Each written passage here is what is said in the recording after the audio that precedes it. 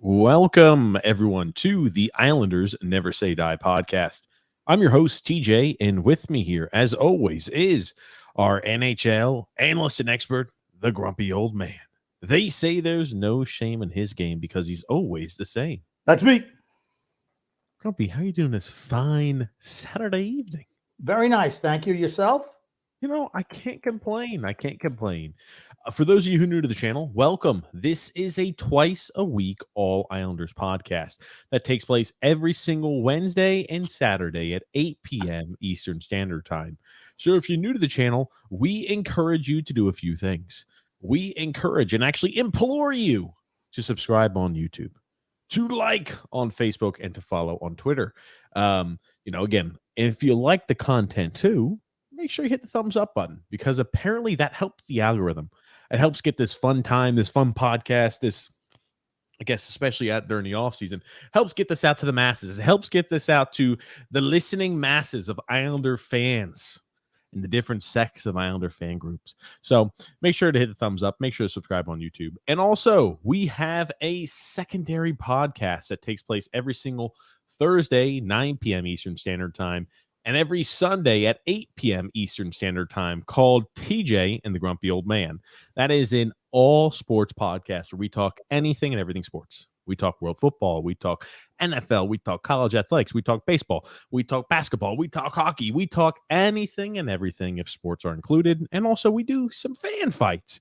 So make sure to give that show a check. Make sure to check that show out called TJ and the Grumpy Old Man. It can be found in the link in the description below, or it can be found as a featured page here on our YouTube channel, where you can see right here, TJ and the Grumpy Old Man. How come we've lost 4 subscribers on the TJ and the Grumpy Old Man show? I don't think we have we? I thought we were 285.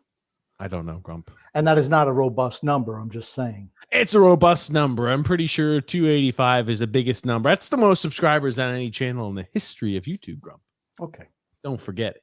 But all kidding aside, for tonight's show, we'll have Daniel Friedman joining us about midway through the episode. So he'll be joining us. We'll be talking a little New York Islanders with him.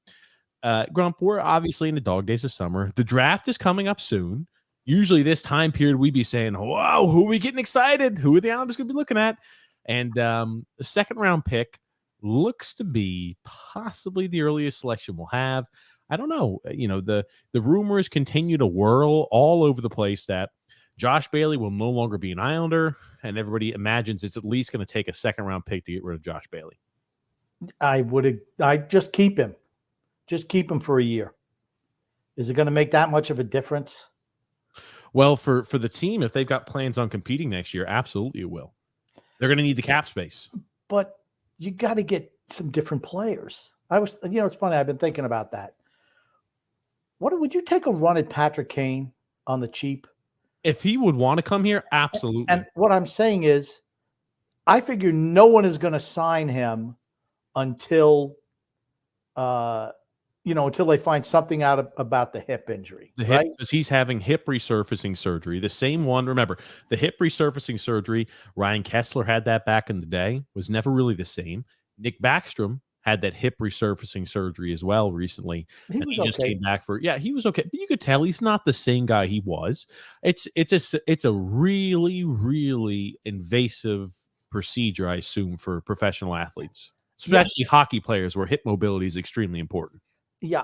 What I was saying is maybe you get him kind of like on the cheap if you sign him early. You know what I'm saying? I don't think anyone's going to sign him early. Maybe they'll wait until, it gets closer to wherever before somebody signs him, to him coming back. Maybe, the early bird gets the worm. Why not sign him to $2 million with, performance bonuses or something like that so you get him in? I'd be willing to try that.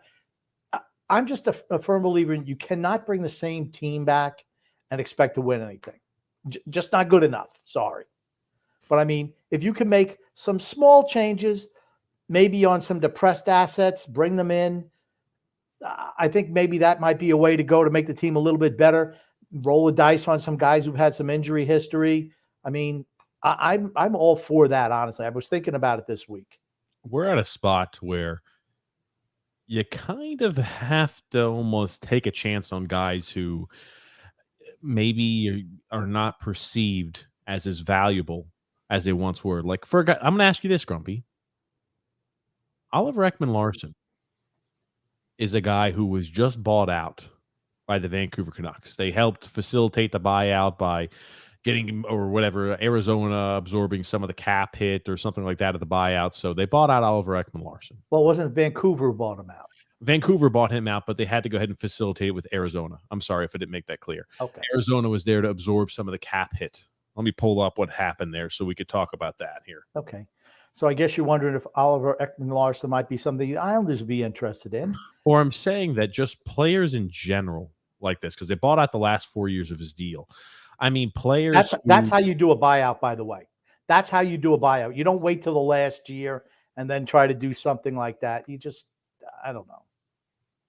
And Oliver Ekman-Larsson isn't a terrible defenseman. Is he worth what he was getting paid? Absolutely not. He's only 31 years old. I forget about that. He's a guy who he was never good on the defensive side of the puck. He was more of an offensive defenseman, and Vancouver struggled every which way they could. So, but here's what the buyout actually looks like here, Grump.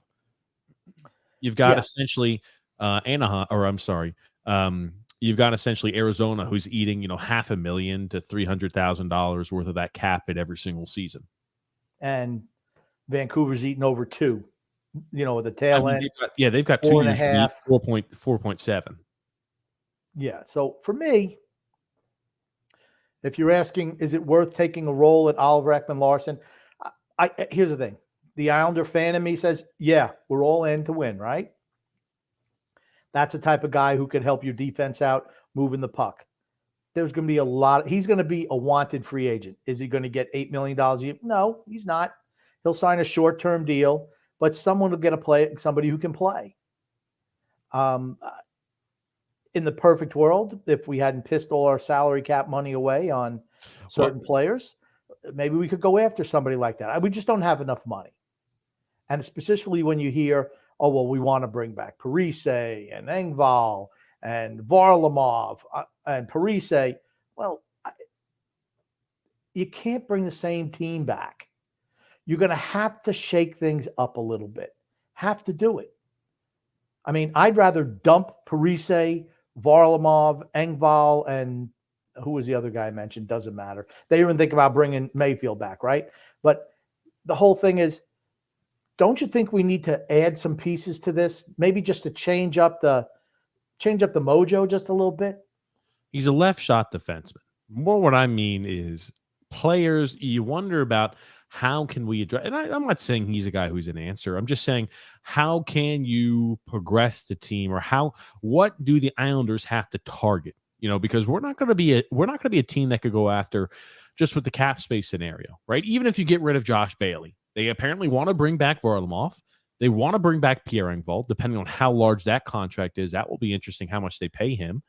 And you figure, right, they're not going to overpay to bring back Scott Mayfield. He took a big hometown discount the last time he had signed a contract. He went ahead and, $1.4 million a year or whatever it was. Very, very cheap. I doubt that he takes another real cheap hometown discount again. I'm saying what type of players should the Islanders target? Players who are in a situation like Oliver Ekman-Larsson. Players like that who were once very highly regarded. Maybe they went to a situation and went to a team to where they weren't showcased correctly. They struggled. They didn't live up to expectations. The team's they're down on the opinion of a guy like Oliver Ekman-Larsson. Sometimes they buy him out. Sometimes they're looking to trade and move those type of players. Those are the real type of players that the Islanders legitimately have a chance to add. Players of that ilk. Yeah, I mean, and honestly, Ekman-Larsson fits in perfectly with what the Islanders want to do. Left shot defenseman with some offensive acumen, right? You pair him with Pulak, you put Dobson with Pelech, and then your bottom pairing could be, Bolduc and Aho, whatever you want to do for the bottom pair. Your top four is pretty good. You got two guys who can move the puck, right? What did Lamoriello say? We got to get guys who can move the puck, right? That's team speed, is the ability to move the puck. Well, Oliver Ekman-Larsson, he fits that bill. I don't know how much he cost, honestly.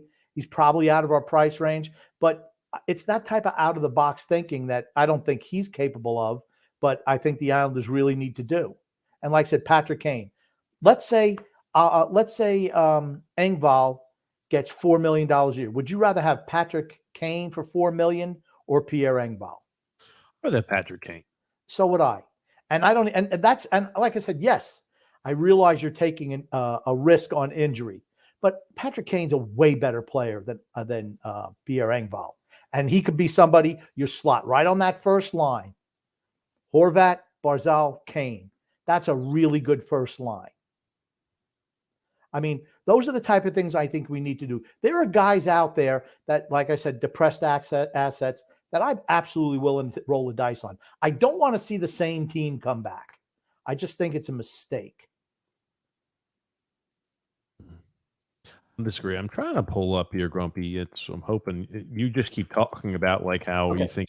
I'm not sure. Right. I think we need a right-handed defenseman, Grump. That's what I'm trying to pull up. We need a right defenseman, but I'm just making sure right-handed. Yeah. We need a guy who shoots right-handed. Left-handed defenseman be left D.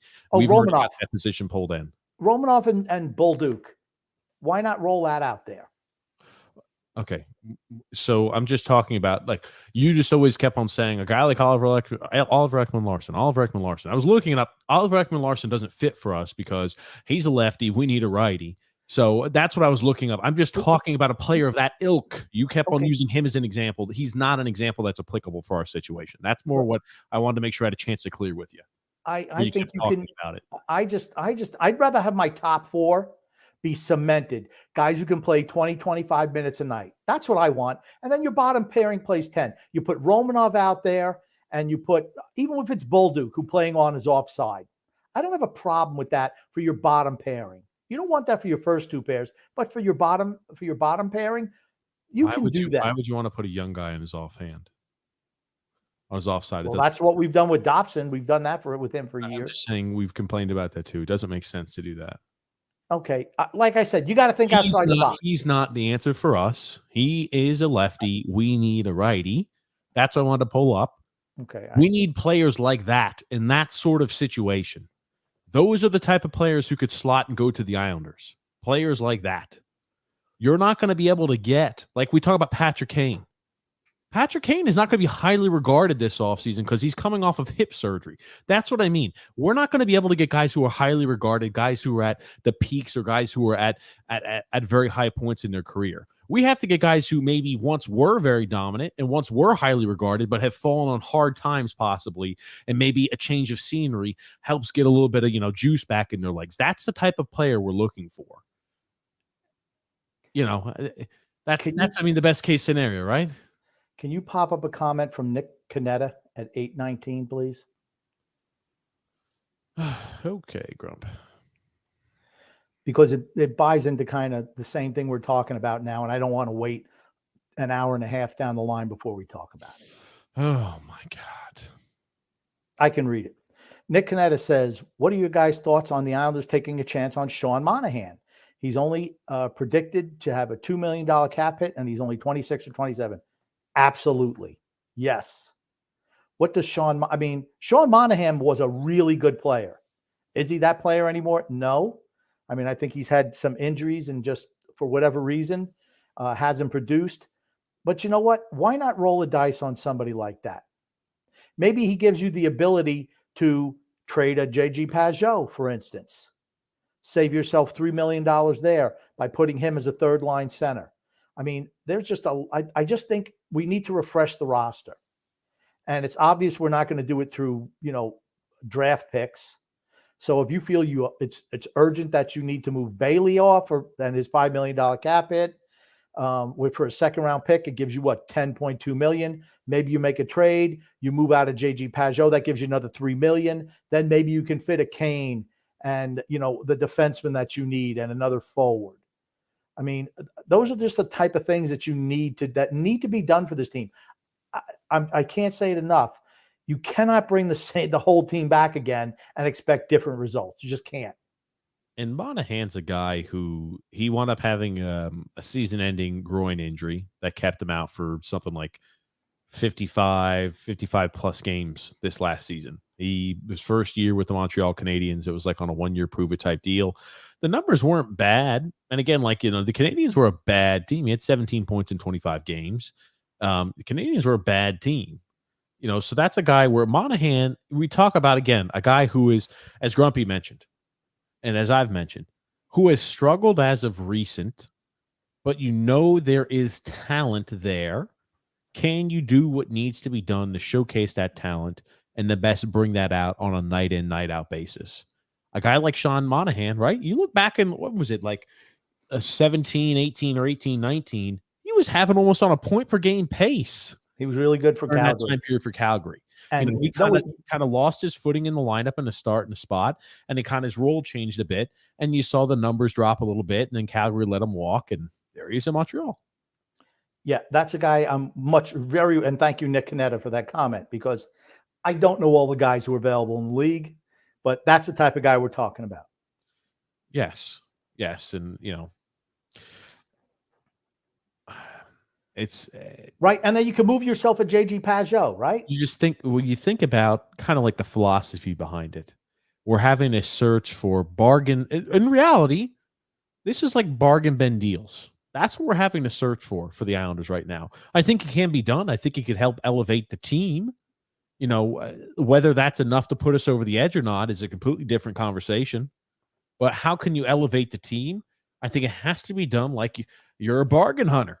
Like you're a bargain hunter taking and rolling the dice on players that used to have talent, that have shown opportunity and ability and have kind of flitted out. That's essentially with Hudson Fasching. That is exactly what we did with Hudson Fasching this last year.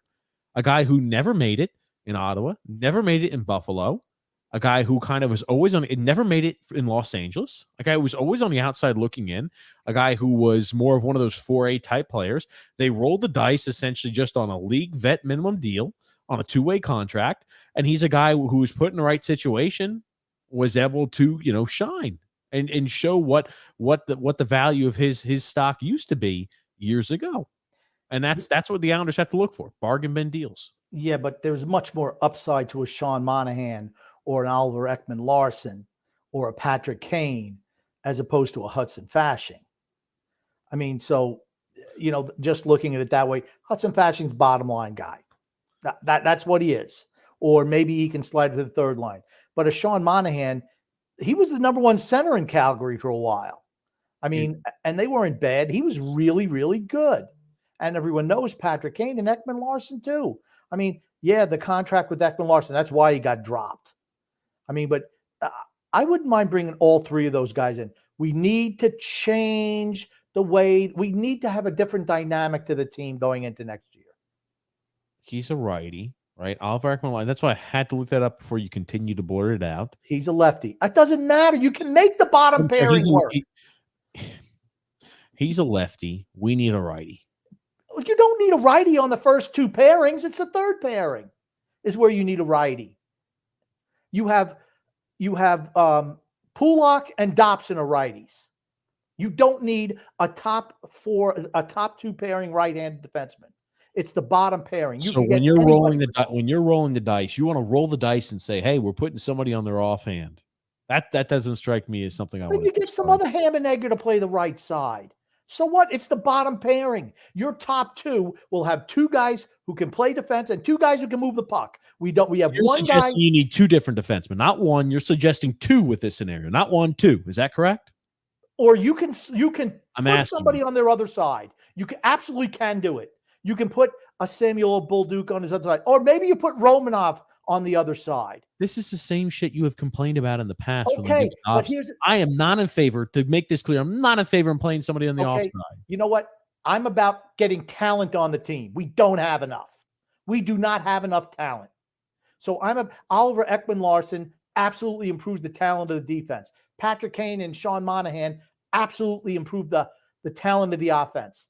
Sometimes you got to try to you got to make things fit. We need more talent on this team, period. And yes, I realize we're rolling the dice on injured players. And here's the thing. I think Oliver Ekman-Larsson is going to get more money than we can afford. Yes, I agree with that. I firmly believe that. But I'm just saying that's the type of thing we have to do, that out-of-the-box thinking that Lou Lamoriello has not shown that he's capable of doing. That's the type of thing we need to do. And then you move yourself a Pajot, free up some salary cap space. Those are the type of things that a good GM would do. When you're a team that squeaks into the playoffs and gets blown, and all right, we weren't blown out, but gets eliminated in 6 games against a team that's missing 3 of their top 6 forwards and their starting goaltender, I'm sorry, you can't bring the same team back. You just can't do it. And as much as I like JG Pajot, I'm fine with moving him if you're bringing in Monahan for $3 million less. I was about to say, I'm on board for that. And again, like now with Jean-Gabriel Pageau, I got to look up his contract because you always throw these ideas out here, Grumpy. And I'm like, we forget sometimes, or at least I feel like it's easy. Yeah, I don't. I Jean-Gabriel, can you let me finish, please? Sure. Thank you. It's really, I mean, like you look at kind of how our general manager does things. He hands modified no trade clauses and full no trade clauses to players like candy. So before we start saying, let's trade away Jean-Gabriel Pageau, we really got to know if he's got one of those modified no trade clause or no trade clause, Grump. So give me a sec. I'll pull that off for us. Okay. Right. And I realize I do not know who has the no trade clauses, anything like that. I don't. But you know what? You can work. He's got a modified no trade clause. Okay, so there's obviously you can make something happen there. 16 teams. He could go to 16 teams. He's got a 16-team no trade clause. And a guy like Jean-Gabriel Pageau, I think, shows value for teams that are competing. He shows value for maybe teams that aren't. Right? I don't think you'll have an issue. I think a guy like Jean-Gabriel Pageau has value around the league. And you're right. How can you go ahead and say, we're going to take a gamble and a risk, but it's going to help sort of restructure a little bit the team? You have got the way this team is structured, you're going to have to be bold and make decisions that may not immediately look like they're a surefire win. I can tell you one thing that won't be a win: keeping the same exact cast and crew together and rolling the dice again. That is not going to be a win. It's like going to roulettes and saying, put everything on 53 black. I don't even know if that's a thing, but that's what it's like. And you're rolling your dice.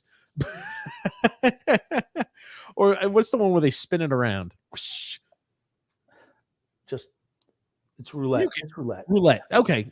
Okay. Is 53 not a number on roulette? I don't think so. I hope somebody who gambles calls me right after Grumpy just said I was wrong. I hope I'm right. Just maybe you're wrong on everything. So really, I don't know. But if you're saying it is, I'm going to say it's wrong. I'll just put it to you that way. Christ almighty. But that's what it's like if you go ahead and roll the same hand back.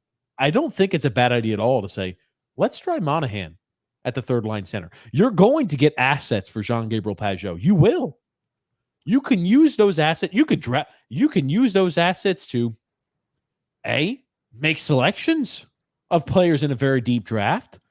B, you can maybe pair up a portion of those assets to get rid of Josh Bailey. But again, you have just like I think you've mentioned too, Grump. You got to be creative. You have to be willing to make some movements and to shift some things around. Has Monahan been great the last 2 or 3 years? Not particularly. No.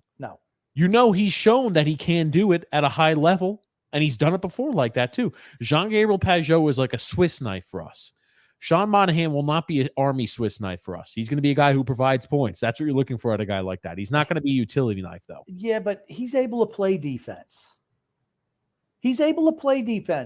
I'm just saying the only reason he's as cheap as he is because coming off the injury. He's had 4 years, and he's coming off an injury. It's a mixture. Let's say he put up 60 points for Montreal this year playing a full season. He'd be getting, $5-6 million a year? What? You're coming in. Let's say Sean Monahan put up 17 points in 25 games. Let's say he put up 55, 60 points this year if he was healthy. How much money you think he gets? Not $2 million. I'm saying at least 4.5, maybe 5. Yes. And I'm all for that. He's a guy who can still put up points, and he's a two-way player. He's not one-way traffic with him. Certainly not when he was in Calgary. I don't know what it was like in Montreal. I don't know. But you know what? Why not? And that's what, thank you so much, Nick, again, for that comment, because those are the type of guys we're talking about, though. Exactly. When people throw out names as to who we should look at, a guy like Monahan, I'm all in for. A guy like Kane, again, like for Kane, I think it's an interesting situation as to what he wants to do. But I am completely fine signing a guy like Kane early, immediately slapping him on long-term injury so he doesn't count against your cap until he becomes healthy again. And in all likelihood, by the time he's healthy enough to play, which is more than halfway through the season, you're going to have some sort of season-ending injury that's incurred by one of your players. You're going to have cap space that you could go ahead and slide him off of LTIR to activate for a player who's now entered LTIR. And I'm not saying offer him, $7 or $8 million a year. He's not that player anymore. Certainly not coming out off of that injury. Sure. But let's say you offer him 4.5. Slightly 5. more than what the market is, slightly more than what other individuals are willing to offer him is what the Islanders should offer a guy like that on a 1-year deal. I would be so down for that. It's not even funny. And I would take the gamble and a roll of the die. You talk about how you can give this fan base energy and enthusiasm. Is Patrick Kane the guy he used to be? Absolutely not. Not even close. That being said, he's a guy where he's a pure sniper. He's a guy with a shoot first mentality. He's a guy who's also a playmaker. He's a guy who creates, and that's something that could you imagine a guy like that paired up with Matt Barzal and Bo Horvat? Horvat parks his ass in front of the net. You've got Matt Barzal who's able to create on his skates. You've got a guy who's a pure sniper and a playmaker, and Patrick Kane along with Matt Barzal. You would see points up in droves if something like that would happen. It would make, I'll tell you what, if the goal, and it seems like it is screw the future, everything's for the now. What does it matter? What does it matter? Who can contribute the most? Sure. We know this team that's been here for however many years in a row can't get it done. You need to change the dynamic. You bring in a Patrick Kane. You bring in a Sean Monahan. I love Sean Monahan in Calgary. Loved it. Here's the problem.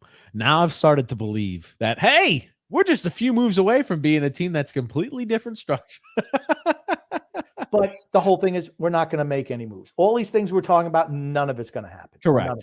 But how could you restructure? This is go ahead, Grump. Because they think, or Lamoriello thinks, I just don't think he's creative enough to come up with these ideas. He's married to these players for better or worse, and that's just what he's going to go with. He's just going to stay with that, and everyone's going to, and Louis trust, whatever. That horse shit doesn't, that thing doesn't fly. But that being said, if you really want to take a run at the cup, take a legitimate run at the cup. Don't half-ass it.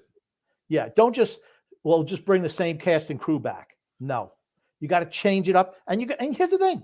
They might not all pan out. And you know what? Good. But at least you're showing the effort that you're trying to get better. That's what I think is important too, because guess what? We've seen 2 consecutive years that this team, the way currently constituted, is not good enough to win a Stanley Cup. It's not good enough to compete. I'll one up it. It's not even good enough to compete for a Stanley Cup. I would not mind. I would be much happier, right? We talk about the happiness scale. Doing absolutely nothing and rolling the same team back is going to make me frustrated beyond all belief. You know where I stand with this. I believe the team has passed their window, and I think they need to rebuild. But what would be the second best option if we're going to say we're doubling down and we think we can win a cup? Restructuring the team and bringing forth new faces and changing up the makeup. That will give me at least somewhat hope that, I know this is not the same team as last year. I can believe the guy like Monahan, maybe he bounces back. If you find the right chemistry, the right line mates for him. Maybe a guy like Patrick Kane, if he can be swayed with more money than possibly what the market's willing to offer him, you can get a guy like that here. Could you have to overpay? Sure you will. But maybe you could go ahead and get a guy like that if you overpay him on a 1-year contract. I don't think any Islander fan can really say, yeah, this cast and crew that we had this year is good enough to win a Stanley Cup. No. You're lying to yourself. No. It just not. How many 5-6 years isn't enough for you to see that this team isn't good enough? The same team for the most part. It's not. But you move yourself out of JG Pageau. What do you get from Colorado? And here's the best part about picking up those guys. They don't cost you any future assets. Not a one. Yep. All it costs is money. You offload a guy like Pageau to a team like Colorado, for instance. I mean, right? Landeskog is going to miss all next year, is he not? Yeah, Landeskog. I'll be honest with you. I'm not sure Landeskog's ever going to play again at the same level he once played at. And he might not. But Colorado's been looking for like a second line center for a long time. Why not roll the dice, trade JG Pageau to him? Remember, I was recommending, hey, maybe we move Nelson there. Well, okay. If you're all in, you don't move Nelson, right? You're not going to move Nelson in the next couple of years. But you know what? Pajot can move. You bring in a cheaper option who has upside. Sean Monahan has upside. Maybe, yes, it's a 1-year deal for $2 million. I mean, unless you can get him for 2 years for $5 million. Okay, why not do that? There's certain things that we can do that can improve the present and hopefully the future of this team. Are we willing to do it? That's my concern. Can it be done? I don't see any reason why we can't do it. Will we do it? Is it something Lou Lamoriello will do? That's doubtful. That's doubtful. And that's the whole crux of that I'm worried about. Can he pull that off? Is it even something he's thinking about? I'm going to bet the answer is no. I mean, but those are some moves we absolutely can make. You want to make the team better? If you really want to roll a dice, roll a dice. Screw the future, totally screw the future, just roll the dice. But you can do it in free agency as opposed to at the trade deadline. That hasn't worked. That method very, very rarely works. Making moves in the off season is what makes your team better for the long haul in season. I don't disagree. And I think you're right. We mentioned this beforehand when we made certain moves at trade deadlines. You don't want to ever look back and possibly have a complaint of, if we would have done this differently or that differently, we would have ended with a different result. I think that's the important thing too. Again, if you really, and I mean really believe in this team, you believe in some of the core pieces, right? Not everybody, but you believe in some of the core pieces. There's some alterations that have to be made. There is a legitimate country club atmosphere on this team. There is a cul-de-sac crew mentality for the majority of the members of this team. I'm sorry. That has got to change. You know a good way to get that to change? Mixing the freaking roster up a bit. We're not just keeping you employed because you all like each other and you guys like to play for each other and you play hard for each other. Absolutely not. And like I said, Monahan, 26 years old, 27 years old. You know what? That's a guy who, if he rounds back to form, why not? He can give you something that, okay, when Brock Nelson turns 33, move him out, get some assets. You slide Monahan up to the number 2 center role. Why not? There's so many things you can do, but we can't just bring the same guys back. I think everyone agrees with that. Pierre Engvall, really? Stop. I'm not here's for example, and I don't hate moving Pierre things Engvall. around. If we bring Pierre Engvall or really keep Pierre Engvall in, I'm not upset with that. Okay, if it's Monahan and Kane for Engvall and Pajot, would you do that? Yes. Absolutely. That's what I mean. This means no Pierre Engvall. You don't need a Pierre Engvall if you're bringing in a Monahan and a Patrick Kane. Don't need that. And Wahlstrom can play on the second line or even on the third line with Monahan. I mean, I don't think that Wahlstrom on the first line, I don't want to say it can't be successful, but I think he's been gone for so long that I don't know how he didn't take a big jump when he started last year. I don't know how much of a jump he's going to make this year. I think it's fool's gold to depend on him to come in and be the number 1 left wing, right wing. Realistically, I'll be honest with you. The team, he's an afterthought on the team. He is. That's what happens. Doesn't matter what type of value you had. Doesn't matter where, things like that may have lied or where they were beforehand. He's a guy to where he's an afterthought at this point. He's got to prove everything. It's just that simple, I think. Yeah, I'm 100% agree. But you know what? I think if you're putting all your eggs in the basket where Oliver Wahlstrom is going to be on the first line, I just think that's a mistake. I'd much rather bring a Patrick Kane in. And yes, he won't be ready. Yes, he will not be ready to start the year. But if he comes back and is even 90% of the player that he was in the past, he's probably the best winger on this team, right? Let's be honest. I'd agree with that. And I think he offers. We talk about the dynamic portion that we need and what we need in order to succeed. What kind of will separate us? Players like that help. It's not going to be a one person fix. Because you're right, he's not going to be the same player he was. But if the Islanders were to do something like that, I would not be opposed, and I would have more enthusiasm, and I would be able to entertain the thought process of this team might have a legitimate shot to compete, perhaps, depending on how the season goes, depending if there are injuries, depending on what we do at the trade deadline, because we've added some of those pieces that will help. I think it's a shot of adrenaline to the fan base, and it gives them a lot of optimism going into next year. I agree with that. You can sell Monahan, Kane, Oliver Ekman-Larsson. Tell me what Islander fan wouldn't say, wow, yeah, I know we're looking 3 years ago, but man, if we had those guys on the team 3 years ago, we're Stanley Cup contenders, right? Woo! But sometimes, you know what? It's roll the dice time. It's absolutely roll the dice time. And here's the thing. You can do it in the free agency market, not the trade market. You don't have anything left to trade. You've already traded everything. I don't trust him trading players either, unless he's getting, even when he gets rid of assets, he still gets underpaid. But you're right. You're going to get something back for Jean-Gabriel Pageau. You can use those assets you're going to get back. Maybe you might be able to even keep a smaller side asset, but you can use the purging of Jean-Gabriel Pageau to get rid of Josh Bailey. So look at this. You solve everything that makes Josh Bailey goes goodbye. Jean-Gabriel Pageau gets replaced for Sean Monahan. Maybe you're able to overpay to get a guy like Patrick Kane there. You can change a little bit of the offensive structure in the forward group. Monahan's a far better skater than Jean-Gabriel Pageau. Jean-Gabriel Pageau is not the same skater he used to be when he joined the Islanders.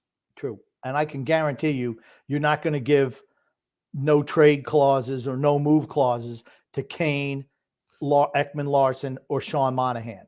I'm not down for the Ekman-Larsson. I'm absolutely all in for Oliver Ekman-Larsson. I'm absolutely all in for him. He gives us a puck-moving defenseman. We only have one on the whole team. Then your top two defense pairings have true puck-moving defensemen playing with solid defensive partners. Pulak, Ekman-Larsson, Pelech, Dobson. Romanov on the bottom pairing, which is where he belongs. And I don't even care who's playing on their offside, on the right side. I don't care. Bolduc can play on the right side. Absolutely he can. So why not do something like that? You save money by playing Bolduc in there, or even Aho.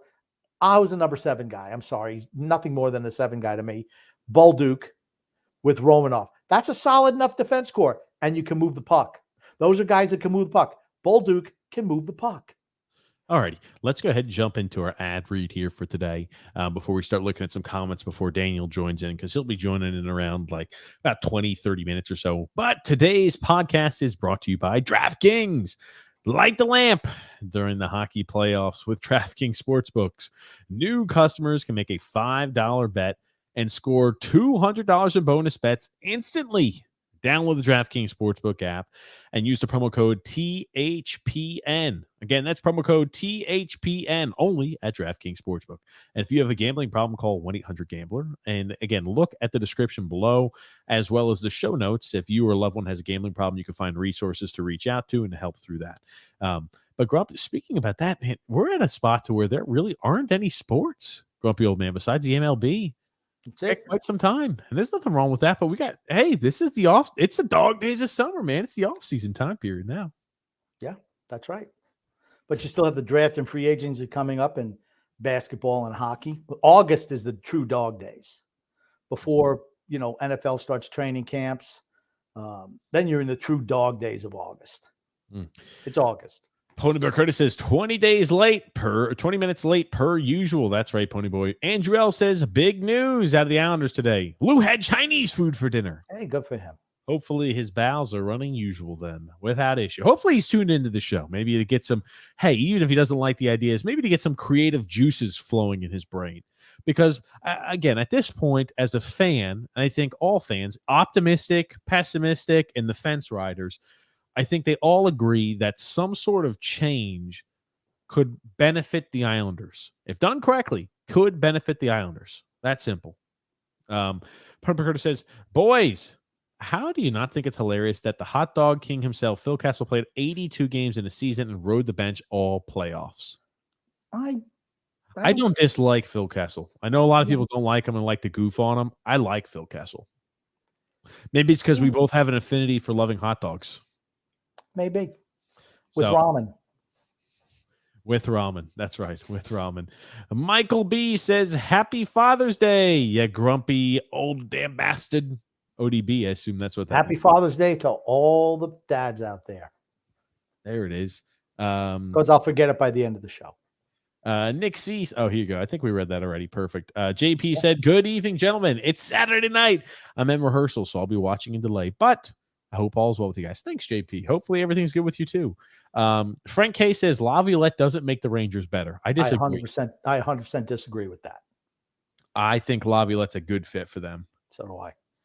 They need someone who, and I like Gerard Gallant as a coach, but he can only get you so far. Peter Laviolette's a really good coach. He'll get the best out of them defensively. Rangers can score. They need a little help on the back end. I agree. Defensively and structure-wise, they're a team that struggles a bit. Okay, I know Washington didn't do much under Peter Laviolette. That being said, Washington had issues. and this last year, if John Carlson was healthy, I think they make the postseason. Tom Wilson, Nick Backstrom. They missed the first half of the season. They missed until January, late January. Both of them did. Yeah. So, but injuries, here's the thing. Injuries happen in this sport. That's the only team where maybe I could say they have an excuse for injuries just due to the copious amount of injuries they had. That being said, injuries are not an excuse. Every team deals with injuries. But you're right. They're an old team, and their team, TJ Oshie. Your guys who are older like that are going to get injured more often. That's just the way it is. Guys in their mid-30s get hurt more, and it takes longer to come back. Pony McCurtis says, Lou and the Lamanites. Will his apostles prevail? Lou and the Lamanites. That's a question for you, Grumpy. Oh, will his apostles prevail? I hope not. I think they will. I think, unfortunately. Here's the thing. I think we've given a legitimate plan to try to make this team better. And to grow enthusiasm for this upcoming season. For the fan base. Absolutely. We're all Islander fans. Yep. The last thing, I think everyone hates to see us in the basement, hates to see us on the treadmill to mediocrity. We all want this team to win a Stanley Cup. And if we're truly all in, like everyone says, then go all in. Stop doubling down on the suck players on this team who you know what they are. There's no upside in them. Roll the dice. Hopefully you give some new faces in here, a clean slate. Maybe they turn it around because it doesn't matter. I don't even care. Let's say it doesn't work and we're a shitty team next year and we're in the lottery. So what? We knew that's where we were going to be anyway. At least changing things up gave us a better chance than keeping shit the exact same. Yes. And that's the real big thing behind it, right? I think this podcast has been, if people say, oh, we're so negative. Oh, you're so this, you're so. I think this podcast has realistic. I think this podcast has been a way to address the needs that the team has. That being said, the likelihood that they're going to do something like this or to address the needs that we have in this manner is very low, right? Let's be honest about that. These are ways to address it, but what is the likelihood, you think, of Lou Lamoriello this offseason trading away Jean-Gabriel Pageau, trading away Josh Bailey, adding a guy like Sean Monahan, adding a guy like Patrick Kane, and in your scenario, adding a guy like Oliver Ekman? He would have to be so unbelievable. That is like 5 off seasons jammed into one for this guy. No, that's like 20 off seasons because he's never made an off season move for this team. Okay, here's the thing. Usually he trades away like one guy in off season. But tell me that wouldn't enthuse you as a fan base. If you bring back the same cast and crew, what are you going to be doing? You're going to be fighting for a wild card spot in the playoffs. That's what's going to happen. And that's only if Sorokin stands on his head again. Yep. And let's assume this. Let's assume the Monahan and the Kane thing completely fail. They flop flat on their face. Here's the one thing you can say as a fan. My team recognized, my organization, my franchise recognized that the team was not good enough to win, and at least they fucking tried. Yep.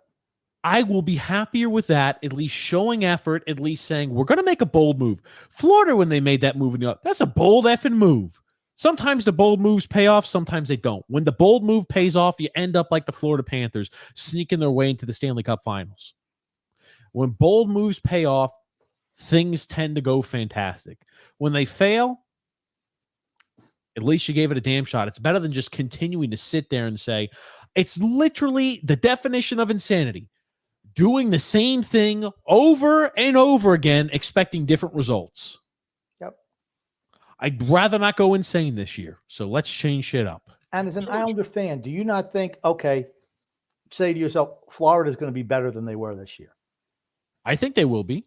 I mean, they came off a President's Trophy last year. They had the upheaval with the new coach, moving for Kachuk, all that stuff last offseason. They just qualified for the playoffs, and they make a run. They're a destination place right now, right? Let's be honest.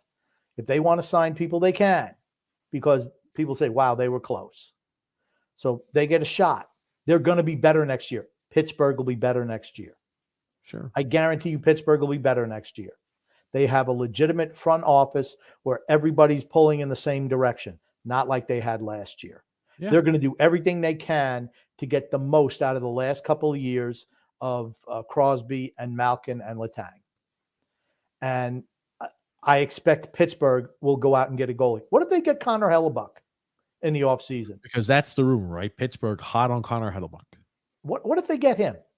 Pittsburgh will make the playoffs next year. I think Pittsburgh is a team that will be better than us, absolutely, if they get a legitimate goalie like Hellebuck. Yes, without a doubt. And then what are you doing? Who are you fighting for? You got to hope that Boston takes major regression. I mean, I don't know. They can regress 30 points, and they're still going to have 100 points. They could be 15 games worse than they were last year and still qualify for the playoffs. Is it possible that they regress to 90 points? I guess it's possible. Is it probable? No, but it's possible. And, how many of those people of that team come back? Right. Right. That's the big thing for Boston. They said so many of these guys, and I mentioned this, right? And I know Phil was like, oh, man, when they said, I'm just going to trust them at their word. I said, you'd be shocked sometimes how shit pans out. They have such an unfortunate exit in the first round and a disappointing exit. Sometimes that can fuel your fire for one more season. And that's what all of them are entertaining. But got here a comment. I'm sorry, Grumpy Old Man. Got a comment from George P saying, if you're the new channel, if you're new to the channel, you learn that 8 o'clock is flexible. That's right. 8 o'clock never happens, ever. In the very delayed Islanders Never Say Die podcast. Oh, man. It's not 8, says Matthew S. Ponybook Curtis says, realistically speaking, what are the best options for Bailey? What's the most realistic option for Bailey? Mail in your prediction now, boys, for the Bailey phenomenon. He has no value. That's correct. Along the league, none. So it's a total salary dump. Where do you move him to? Can you give up more than a second-round pick? To me, if you were going to move him for a second-round pick, you should have done it 3 years ago, not now. He just, I'm not a Josh Bailey fan, never have, and now he's a problem. Now, all of a sudden, now he's a problem. He's a problem 3 years ago, too. I was telling everybody 3 years ago, when we had that one playoff run where he played great, I said immediately, move him now. You're never going to be able to get more for Josh Bailey than you can right now. We could have got quite a bit for him, probably maybe a first plus for Josh Bailey after that playoff run that he had. That's what a good GM does. He should have known Josh Bailey is just a ham and egger out here. He's a sidecar. You can get yourself a first-round pick plus for a sidecar, you absolutely do it. There's so many different ways we could have kept this thing running that we've chosen not to do, that now, last resort, have to move Bailey, have to move him. Let's give away more assets. So what are you going to do? A second-round pick? Do you think that's all it takes for $5 million? I don't know. Arizona's a place. I mean, they only pay $3 million in salary, but it's $5 million cap hit. He for the best option for the player, retire. I don't care. I'll be honest with you. I hope he, He obviously thinks he's better than he is at this point. That's fine, right? He's an athlete. Athletes have that. Even soft athletes like Josh Bailey still have that mentality. You got to have that mentality to be a professional athlete, that you're better than anybody else out there on the ice. Even the most humble guy still, I think Josh Bailey's a very humble guy.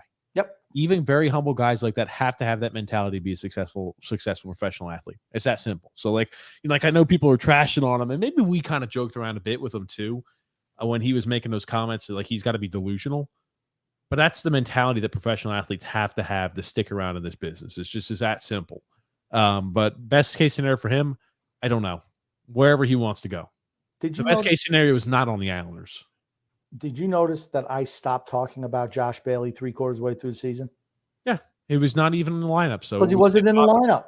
It's funny. So many fucking people started complaining about him then. Oh, he's out. He's out. He's done. He's no longer here. Don't waste your energy on it. That's why I stopped talking about him. Why? Because he's not, to me, he's not even on the team anymore. Yeah. So why would I even talk about it? You didn't hear me rip him after he was gone. He was gone. Yep. Putnam Curtis said, I bet you guys Pelech or Pulak gets traded in the next year or two. I don't know about that. I doubt it.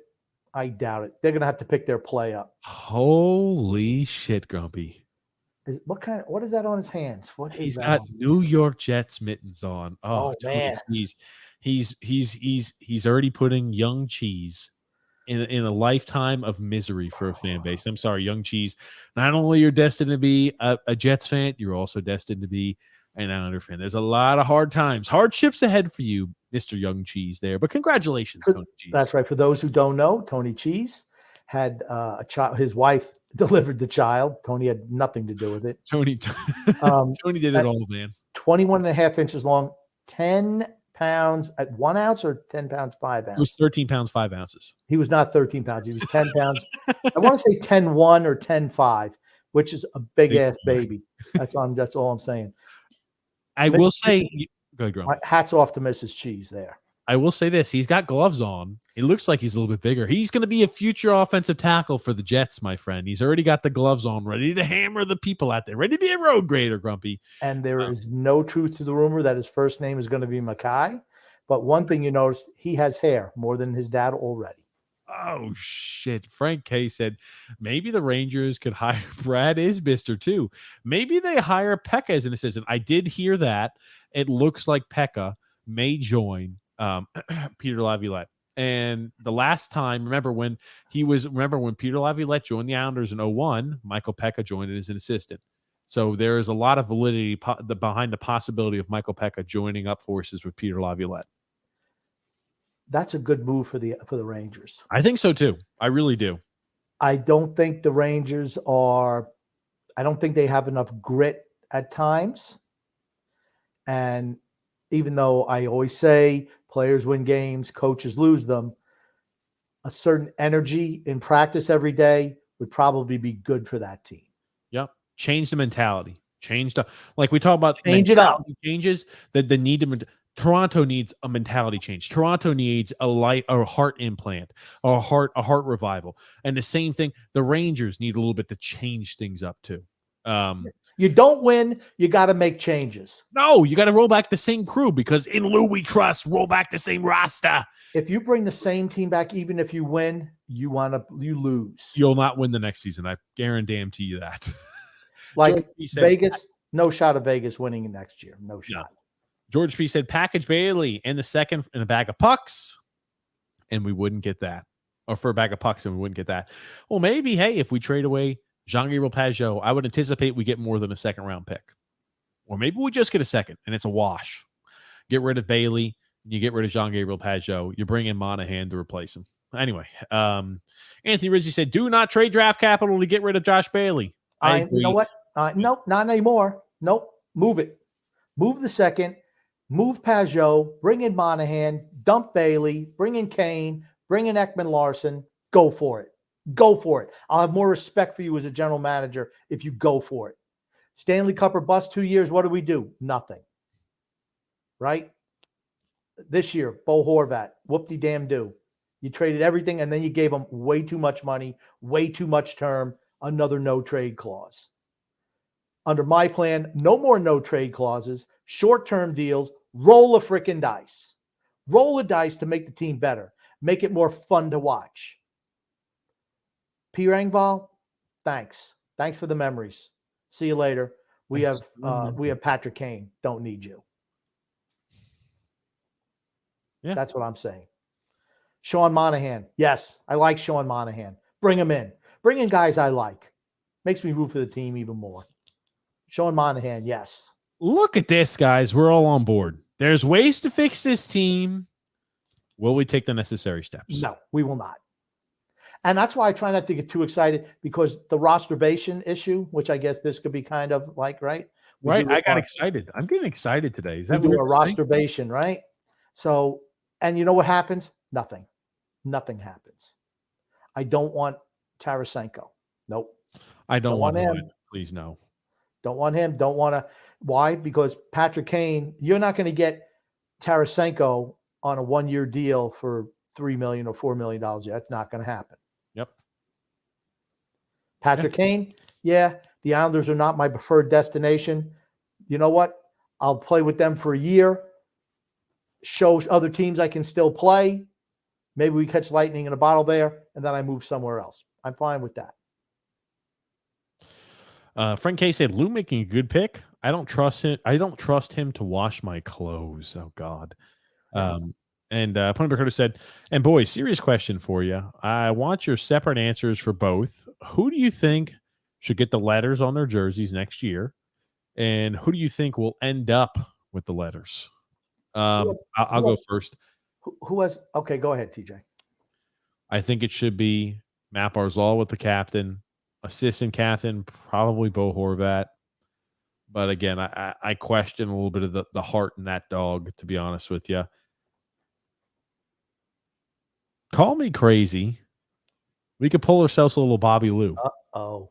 Maybe you give the A to Ilya Sorokin. I don't know if he's a leader on the team. It's got to be a leader on the team. It's like Brock Nelson's one of those quiet type leaders. Who would probably get it?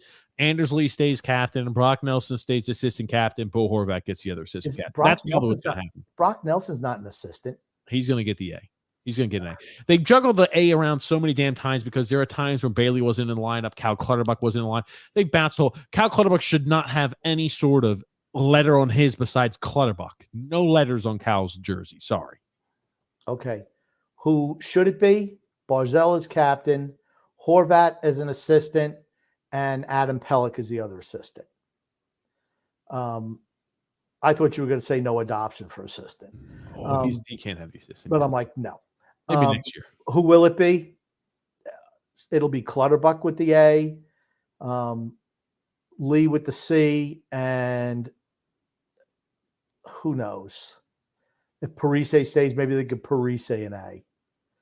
I don't know. I don't think they want anything to do with Matt Barzal as a leadership role here, even though he should. He should absolutely be the captain. Shouldn't be the assistant. He should be a captain right away. Just say to Anders Lee, nope. Nope. Stripping you your freaking letters. Matt Barzal's the leader of the team. I don't want to hear you bitch. If you do, you can move. We'll move you. Yep. You're unhappy, find someplace else to go. Yeah. Waive yourself your full no trade clause. Do whatever you've got to do. Don't care.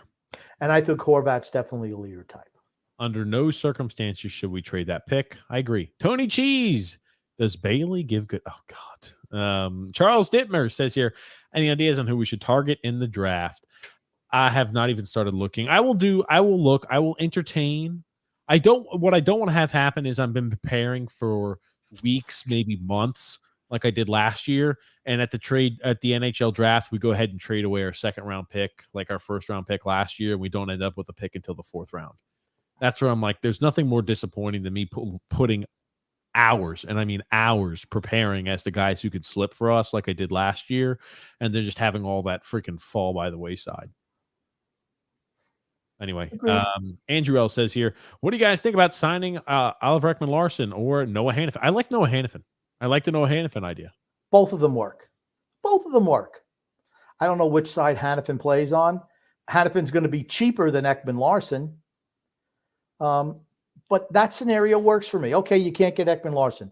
Hannafin, sure. Why not? We need to change things up.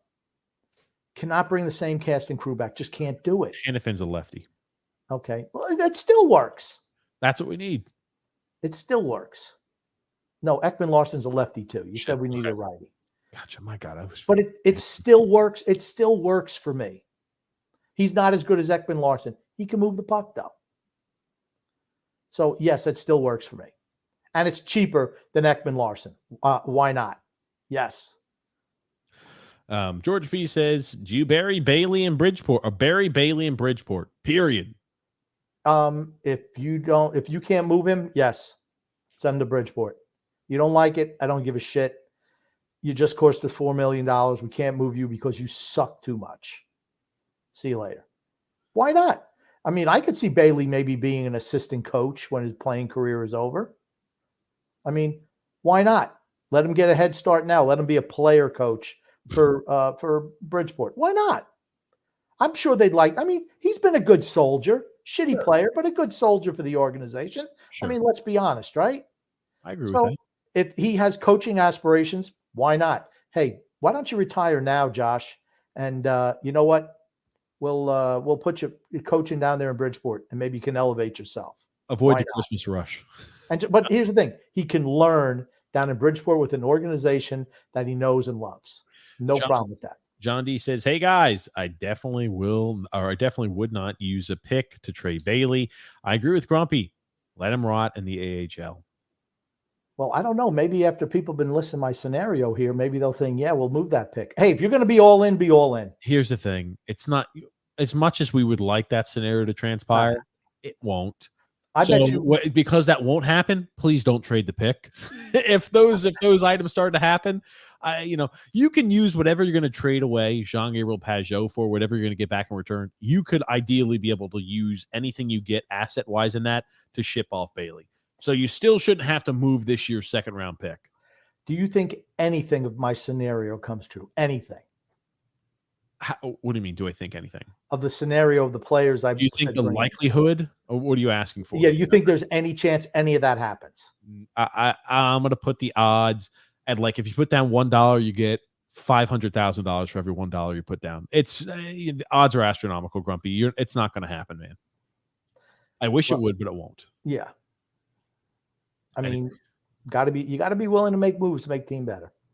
Ponyberg Curtis said, "Don't tell me you guys are bringing on that F-list celebrity Daniel Free." No, Ponyberg Curtis playing nice. Charlie M says, "Grump, another old man that is damaged goods." Talking about Patrick Kane. but okay. Do you think if we don't make a move like that, you're happy with the lineup we're going to put next year? And does that have any chance of even making the playoffs, if we could, doing any damage in the playoffs? I say no. No.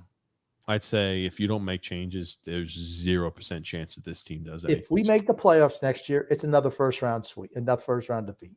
As the way the team's currently constituted, absolutely. Yes. Absolutely. Change it up. Yep. Change it up. Let's continue here, though. Anthony Rizzi, Grump. Not that he's a scorer, but I heard that the Bruins aren't going to offer a contract to Trent Frederick. I would see what it would take to sign him. From what I heard, not too much. He's a fourth liner. He's a fourth liner. Plenty of them. Here's the thing. Maybe you would take a shot at Trent Frederick if you didn't sign Casey Cizikas to a 6-year freaking deal. Eric Howell is available this year. You know what? He was on the third line for the Devils. But you know what? He only got a 2-year deal with the Bruins, and then they moved him for less money. But we felt we had to sign Casey back to 6 years. Everything that's wrong with this team is self-inflicted. Everything. Yeah, I don't disagree, Grump. I mean, like, he's been here long enough to avoid and to work through. He's been here, and it's Lou inflicted. I'll go one step further. It's Lou inflicted because he's been here. What now? This is his 6th off season. 6th year. The max contract you can hand out to your own players is only an 8-year contract. So the majority, if not all of these contracts, have been guys that you've AOK'd on the term, the cap hit, the structure of the contract. All that's on you, my guy. Everything. Once Bailey's gone, every single contract on this team is one that he signed. Everyone. What's up, Frank? How are you? Nick D said, "TJ the Curve, how you guys doing tonight?" Good. Well, Anthony Rizzi said Frederick had 17 goals and 14 assists. Yeah, he's a fourth liner. Maybe a third liner. He's a fourth liner who didn't even play all the time for Boston. Puerto Curtis said, boys, we don't want Patrick Kane, the sexual assailant, taxi cab assaulter Kane. Patrick, I'm sorry, the sexual assailant, taxi cab assaulter Kane on this squad. Sorry, I don't even know what that means. He's had trouble in the past. I'm like, why not? Why not? You want to try to compete for a Stanley Cup or not? What type of issues has he had in the past? I didn't know he sexually assaulted somebody. He had problems, up in Buffalo years ago. It's kind of like when Casey Cizikas killed that kid in the lacrosse game, right? But no Islander fans talk about that. Okay, but that's a little bit different. I'm just saying, like everybody, there are okay. He's killing people in sporting events, and I don't know how everything transpired, but I'm like, he didn't go up and beat him on the back of the head during a timeout. Yeah, I heard Casey was a maniac on the lacrosse. Here's the thing: I do believe that people can improve themselves and better themselves. I have no idea about some sexual assault against a taxi cab driver. Just like everything else, with the way the news cycle is, it lasts for 15 seconds, and then you're like, what the hell happened? I forgot about this. This happened 10 years ago. What? Those are two separate incidents. The taxi cab driver and the sexual assault, two separate incidents. And I thought he sexually assaulted a taxi cab driver. I'm like, how the hell does that happen? Okay. Anyway, again, he plays no defense, has skill, yes, but he's a heartless bastard. I need people who are ass. I have no problem with that. I wish he was an asshole. We need assholes on this team. I want guys who are winners. Sure, that too helps. I want guys who are winners. Patrick Kane's a winner. Matt Barzal, winner. Anders Lee, loser. Brock Nelson, loser. Horvat, loser. How did you get to the conclusion that Brock Nelson's a loser? He's a loser. Because he disappears in big games. Disappears. Greg Prater said, my appearance on the podcast will be epic, and I will make Grumpy proud. Mark my words. Grumpy, have you been reading Greg's book? No. Grump! How many more times? Now I'm going to have. Now I feel like this must be what you feel like when I say I'm going to do something and don't do it. Good. I want you to get a little taste of your own medicine. You want to know how much it bothers me? I just feel bad for Greg. I like Greg, Grumpy. You're doing Greg for yourself. You should have gotten me that book like a month earlier. Oh, you've had it for a month and haven't cracked the damn thing. I haven't had it for a month. Yes, you have. No. Bullshit. 3 weeks. Does Jacob, the overrated goon Trouba, stay as captain for the Rangers next year? Don't know. Don't care. Exactly. Don't know. Don't care. TJ, did you put a poll out if we wanted to rip, if fans wanted us to rip other teams? Let me do that. Yeah, we could do that, and we could just have a fun time this offseason if we want to rip the shit out of other teams. We'll have to do some prep work, but we'll be fun just to rip the shit out of some other teams. We don't have to worry about prepping for anything the Islanders do. It's offseason. I tell you what, today I'm more creative than Lou Lamoriello has been in 6 years at the helm of the team. Yep. Amen. Grumpy, keep reading comments. I'm going to try to get this poll. Rumors: Zach is eyeing Edmonton. Parise, bye. See you later. I thought Parise said he wasn't gonna join if I screwed that up. He said he wasn't gonna join if he wasn't gonna come back unless he played for the Islanders. I thought was what the rule was or what he said. I don't care if he's going. I don't care if he leaves.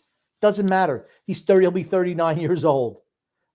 So what? See you later. I mean, he's a third liner. Bye. No loss there. Save us who knows how much. I mean, I know we're still paying. Whatever You're not it is. Receive anything. He was taking a vet minimum contract or right above. But then we got to pay the bonus money the year after. So you're paying $1.5 million? Okay, dude. He's not the fucking problem. Please stop. No, he's not the problem, but it's like, okay, see you later. He's not the solution either. Okay, for the freak, he produces more than he gets paid. You agree on that, right? Okay. If let's say you get Patrick Kane. In my grand scheme, you get Sean Monahan. You have Oliver Wahlstrom. Where's Zach Parise going to play? I'm certainly not sitting Wahlstrom to play Parise. Not happening. Maybe we could go ahead and find a way to get F double minus off the team. That's a bridge too far. Oh, wouldn't that just be Grumpy, happy Father's Day tomorrow, you old fart. Happy Father's Day tomorrow. That's right. Happy Father's Day, everybody. George Pace says here the Islanders 2023-2024 season is over before it started. Not if they make the moves I'm suggesting. If only TJ would bring on. Oh, fuck. Oh, Ponyboat Curtis. And we love everybody we bring on. Everybody we bring on is great. Dan P said, need to get younger, not older. Shaking my head. Here's the thing, Dan. We needed to blow the team up. They're not going to, right? I've come to the realization that me complaining and bitching and moaning isn't going to do anything. So at least let me offer you guys the only viable way that the team could say we're still trying to win a cup. It involves us shaking the team up. If you don't shake the team up, there's no shot. But, right. You know, we've talked, I feel like we've talked about 24 of the last 25 podcasts have been, this is what we should do. If we don't, this will happen. And today, today is the 1 out of the 25 chance where we said, let's talk about, we're not going to do that. What's the likely scenario? And how, if we're going to double down, can we still make our team competitive? Yeah. If we want to double down, let's really double down. Yep. There's nothing worse than just, hey, I'm going to stand right here on the edge of the boat. Just, hey, stand right here on the fence. And let's not take a shot. You want to take a shot? Let's take a shot. What's up, Drew, man? How are you? Thanks for stopping by and saying hi.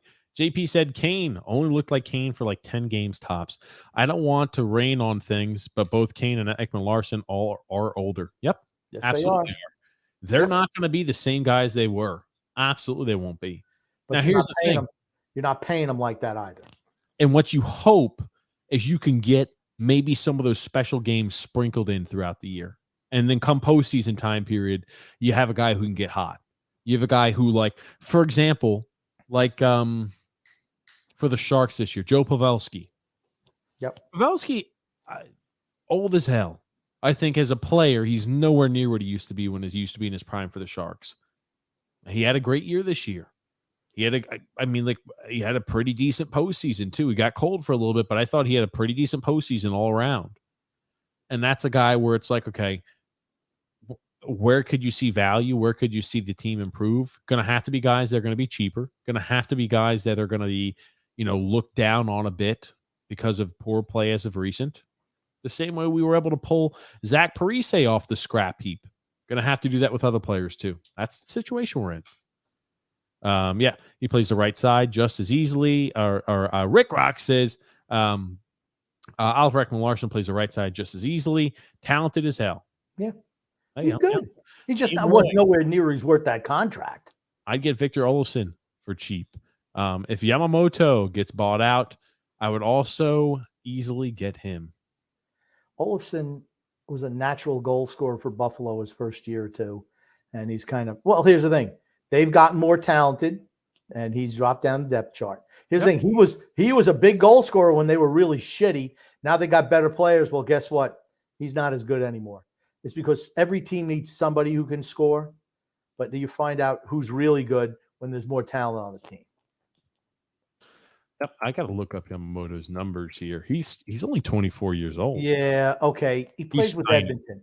Plays for Edmonton. Yep. So, I'm sorry. No, I'm not bringing anybody in from Edmonton unless their name is McDavid or Draisaitl, because everybody gets elevated just by playing with them.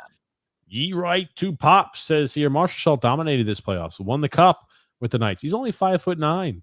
I don't want to hear anybody say that anything about Ishikov being too small. Lou's brain is too small. Ishikov's only 5'7". And Mark Stoltz's a good skater too. Great skater, very shifty. Same thing with Ruslan Ishikov is very shifty too. I just don't think they're ever going to give him a shot here. He just is another one of those guys that, you know what, he doesn't fit what we do. They don't give a chance to guys. Nick C says here, you cannot buy out Bailey. If you buy out Bailey, you make it that much harder to re-sign back Sorokin because the cap penalty next year. Outside of Bailey, there's no big cap hit coming off the books. You got to trade him. If you're getting rid of Bailey, it has to be done via trade. Has to. Point Curtis said, Grumpy, did you just mention Hudson Fashing's name and Patrick Kane's in the same sentence?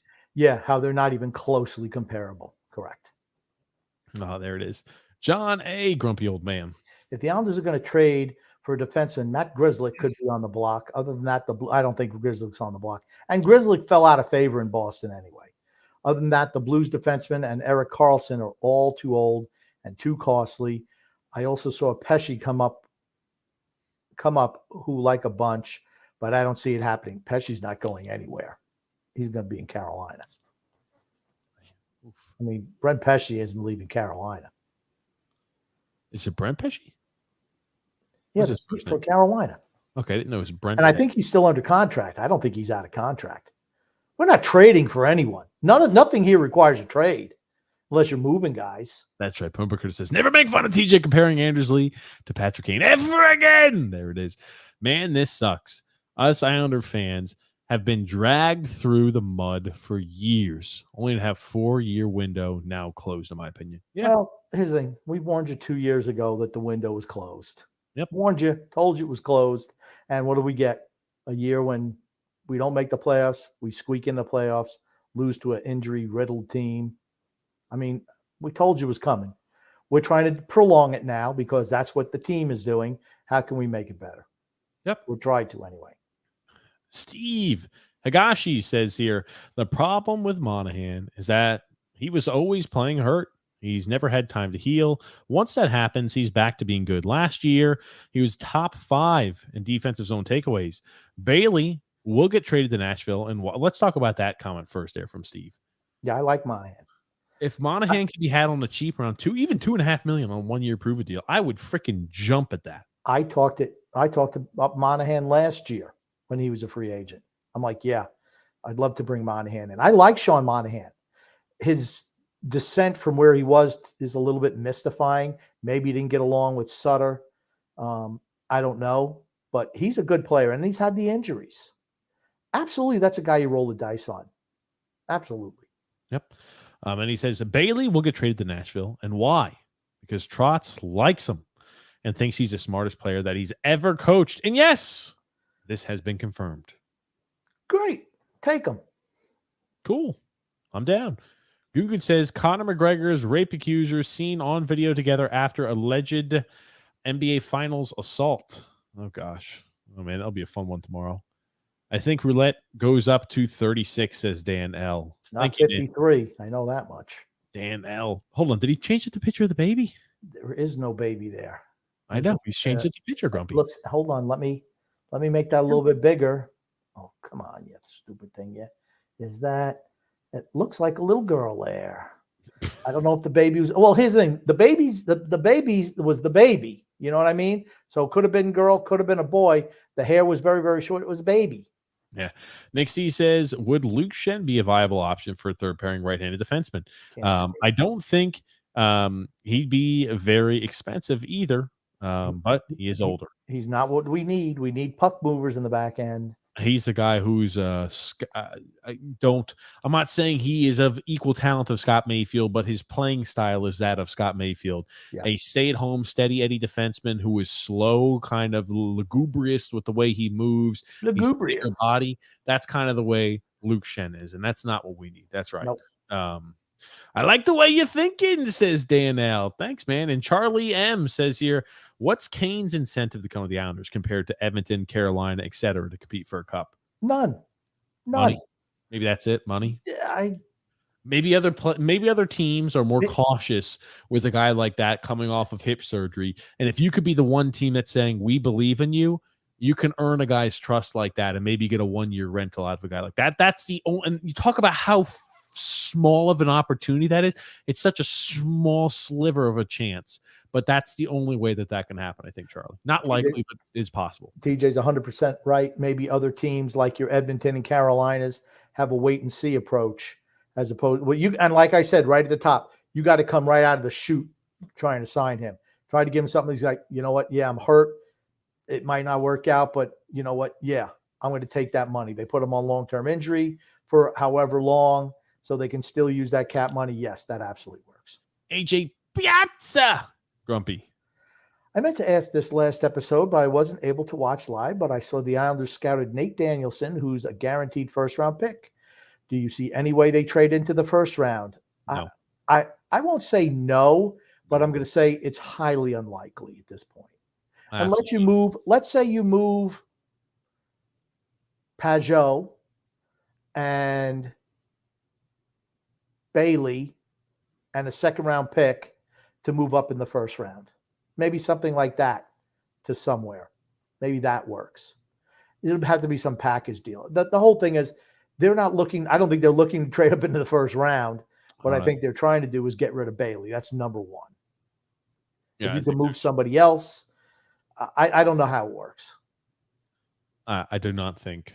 Probably not. Moving up into the first round. I think that's a guy maybe who drops, and that's maybe a guy who drops, right? Nate Danielson. I have to look that up there. I'll remember to look that up because a guy like Aturatu is supposed to be a surefire first-round pick. Slips all the way to the end of the second round. Crazier things have happened. Yep. You know what's going to happen when we do a draft day? That guy go in the top 20. Gugun says the Patriots Jack Jones arrested for allegedly attempting to bring guns on a plane. Yeah, I heard that. And I'm like, dude, how dumb can you be? You're not, come on. You can put it in your, you can put it in your luggage. What?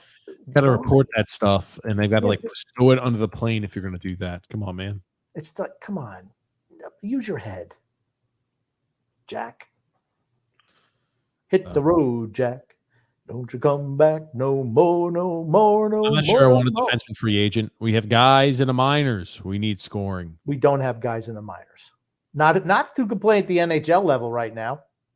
Not two, because you'd need two. You need somebody who can move the puck out of the back end.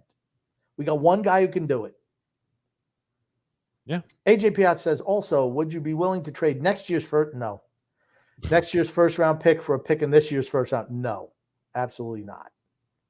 You're not going to get equal value. And if the team really sucks next year, you could be trading away a lottery pick. Yeah, not wrong. I'm trying to pull up Nate. Mikey D says, saw that former Islanders captain Michael Pekka might be joining Laviolette's staff. We talked about it earlier. For the Rangers, starting to see a trend of retreads getting hired along with young, fresh assistants. Jersey, Seattle, the Rangers are examples. Yeah, why not?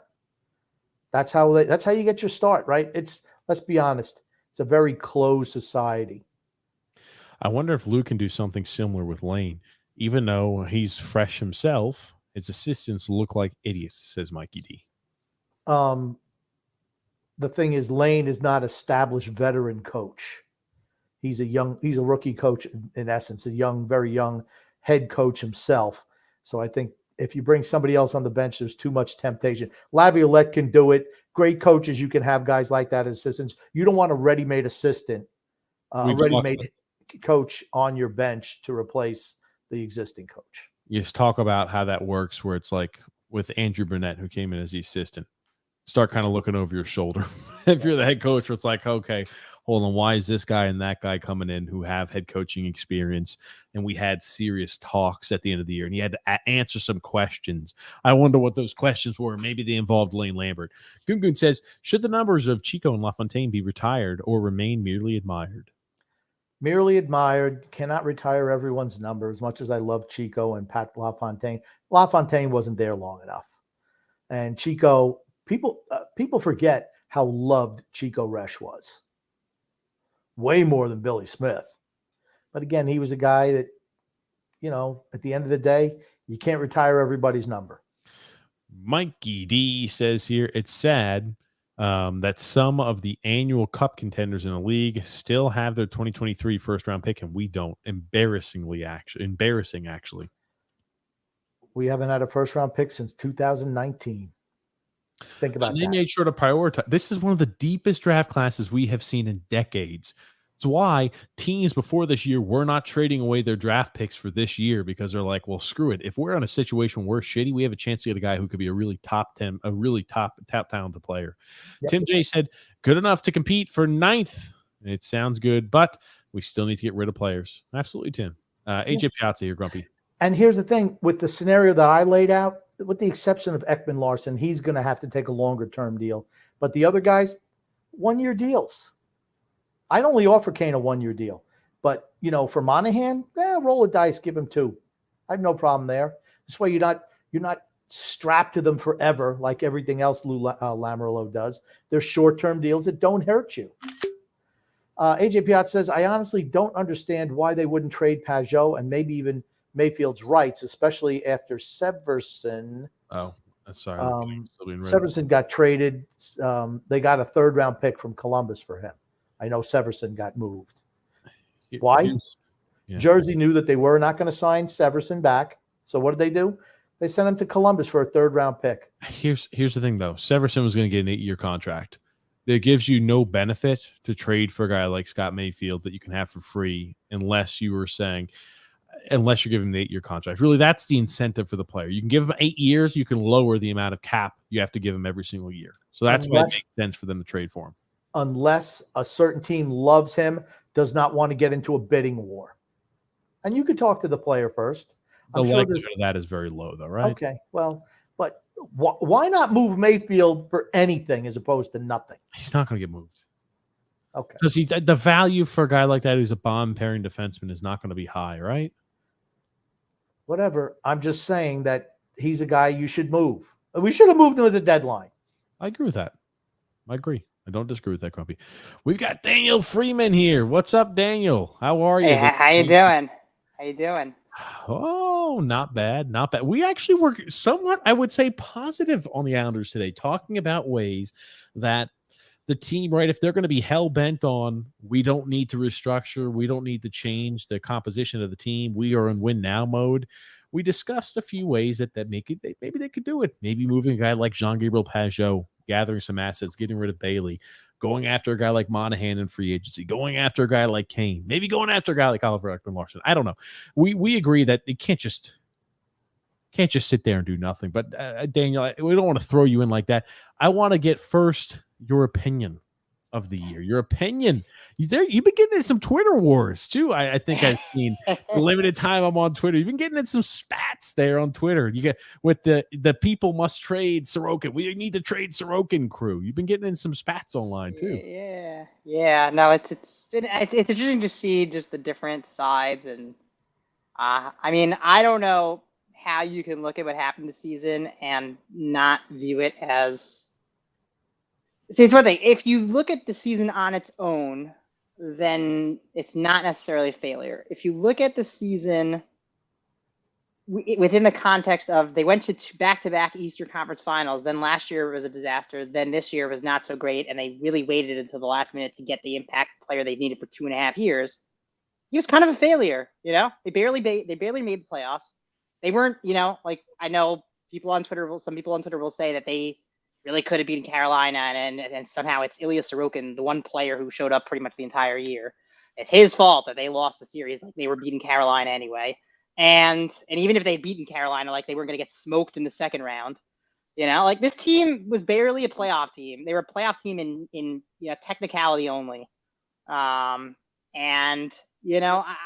don't view it as a success. I don't view anything they've done as a success really lately. I view it as late. They're late. All this is late. The time to get a Bo Horvat type player was right after they lost to Tampa. Yep. The first time. Yep. Not even the second time. The first time.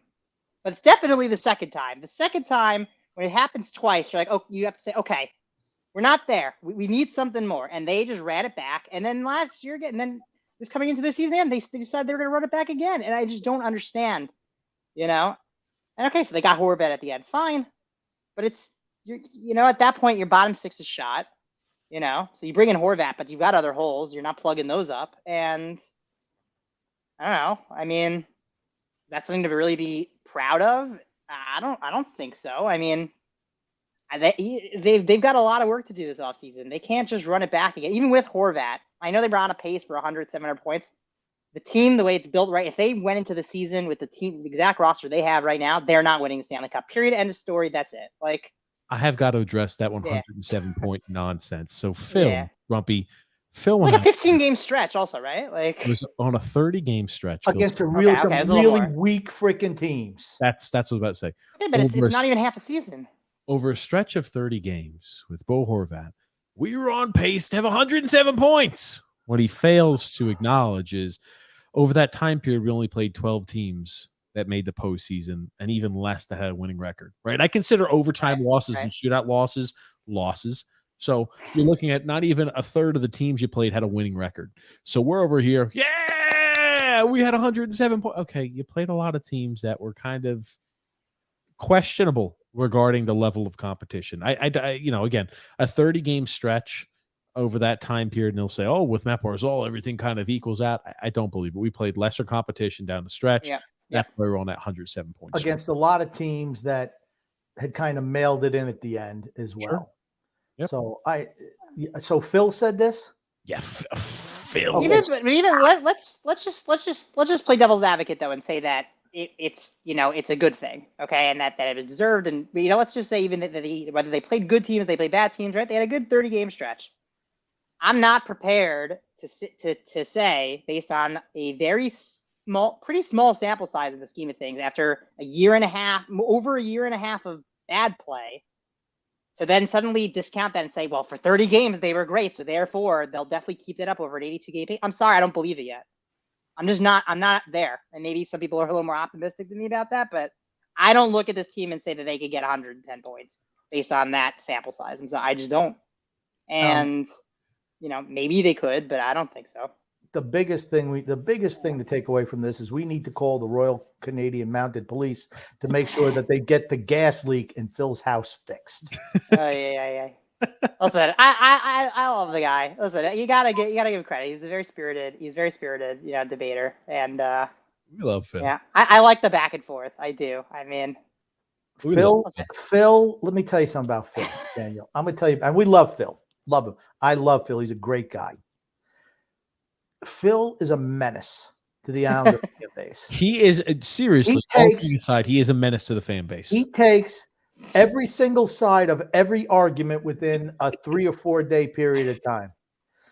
He told his thing that we would have won the Stanley Cup because we always beat Vegas. Oh, dear God. Totally dismisses the fact that we never beat Carolina. Because it matters when we play Vegas and we own them, but when Carolina owns us, nope, that doesn't matter. Right. He's delusional, Phil. Just look at the two teams. It's just not close. I mean, you don't even need to bring records into this. You just look at the two teams. One's good. The other one's not. It's not rocket science. I always love the argument when, look, we lost to the team that won the Stanley Cup. Well, this year we lost to the team that lost to the team that lost to the team that won the Stanley Cup. So no, we're not even close. And like I said, you're going to see a severely depleted Carolina team, by the way. Right. Yes. Wasn't even the best version of Carolina. Yep. And they still couldn't beat him with the backup goalie. Ronta let in 3 goals right through his body. Yes. If Anderson plays the whole series, that's a sweep. It's absolutely a sweep. Top sweep. I mean, again, the flip side argument of that is if Ilya Sorokin makes 3 or 4 key saves, this is the argument, right? Is that then they would have won the series. I don't necessarily buy that because you don't know what would have happened after or before, or if they would have scored another way, right? Like, you don't know. He made key saves. I go by the fact that and he made some huge saves. Yeah. I go by the fact that Carolina beats us every time they play us. Yeah, they're a better team. They're a better team. They've been a better team all year. They were the better team all year. With a style that we cannot compete with. That style is death for us. There's a reason why they were higher up in the division and they were, consistent all year, and the Islanders barely made the playoffs. There's a reason why. They don't have to look at the records even between the two teams. It's just which team had the better season. Carolina had a much better season. And yeah, you could say, okay, Boston had a better season than everybody and they lost, but okay, yeah, Boston failed. I mean, yeah, and Boston. You're just looking at Boston's not an abject failure. Like Phil was talking about Boston, like it's the same thing. Like it's not the same thing. And it's like, and he said, well, what? You can tell me Boston's a failure after that 100 whatever points? Like, yeah, I will. Yep. Of course they should have won a championship. Yeah, 100%. If you ask any Boston fans, are you happy that you won the President's Trophy? And got of course not. Nobody cares. Exactly. Every Boston fan says that last season was a failure. Having the all-time points record doesn't matter. You did not win a Stanley Cup. Or you didn't even come close. They lost the first round. That's right. Yeah. You get beaten in the first round after having a 3-1 lead in the first round. Right. They blew it. They totally blew it. Omar got hurt.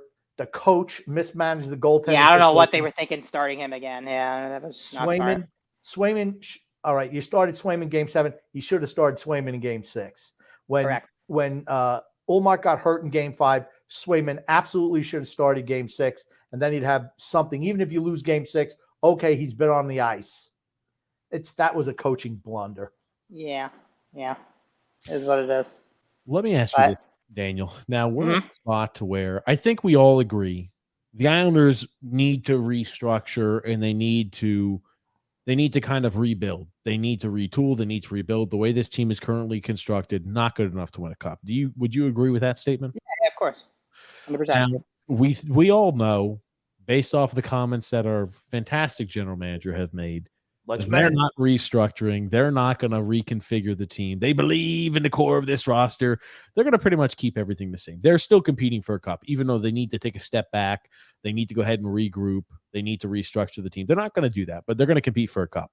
Now, as a fan, would you be more enthused if the team kept? Do you believe that keeping this team together still has maybe some bit of life, some bit of legs to it, or that we still need to make massive changes, and that would encourage the fan base more? I would say it's not that they need to change so much, but there need to be moves. There do need to be changes. The bottom six needs to be revamped. And I think that's the thing. I think they know, because I mean, Josh, like every indication is Josh Bailey's played his last game as an Islander. That's a big change. That's a big change because someone else is going to take the spot. And that's a fixture there that's been there for a long time. They're going to have to replace it. Scott Mayfield's gone. They're going to have to replace someone on defense. So right off the bat, that's two changes they're going to have to make. They don't have a choice. Likely. I think they know that their bottom team's up. What I'm concerned that they're not going to do is that they're not going to try and add more firepower, because I still think that they're missing. I know that's the thing on Twitter, right? The sniper joke. But you know what? They do need a little more punch. They do, and I think that would go a long way, and it would slot everyone down, and that would solve the depth problem also in a way, So I think that, and I don't know, Walsh. I don't think you can expect anything from him. I think that there do need to be changes. But I don't know that they're going to make, I don't know that they're going to make a massive, I don't know. I mean, I think they need a bit of a shakeup, but I don't know. I don't think there's anyone in free agency that's really available that's going to solve the problem. So that's one issue. So you really have to do it through a trade. But again, to trade for someone like that, you're going to have to move a significant piece. You might have to move a Brock Nelson, or you might have to move Anders. I mean, Anders is going to be tough to move. That contract's going to be tough to move, but it's not going to be easy. But I do think that they need something. Nothing will happen this offseason. Nothing. Yes. Absolutely nothing. I think they're going to sign Varlamov back. They're going to sign Engvall back.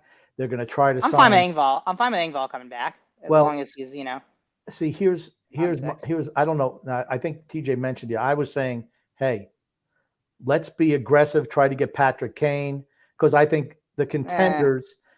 Just hear me out. Because here's the thing: we're all in, right? We're all in, right, all in. So this is all in. You want to move Josh Bailey? Okay, give up your second round pick to get rid of Josh Bailey. I don't care where he goes.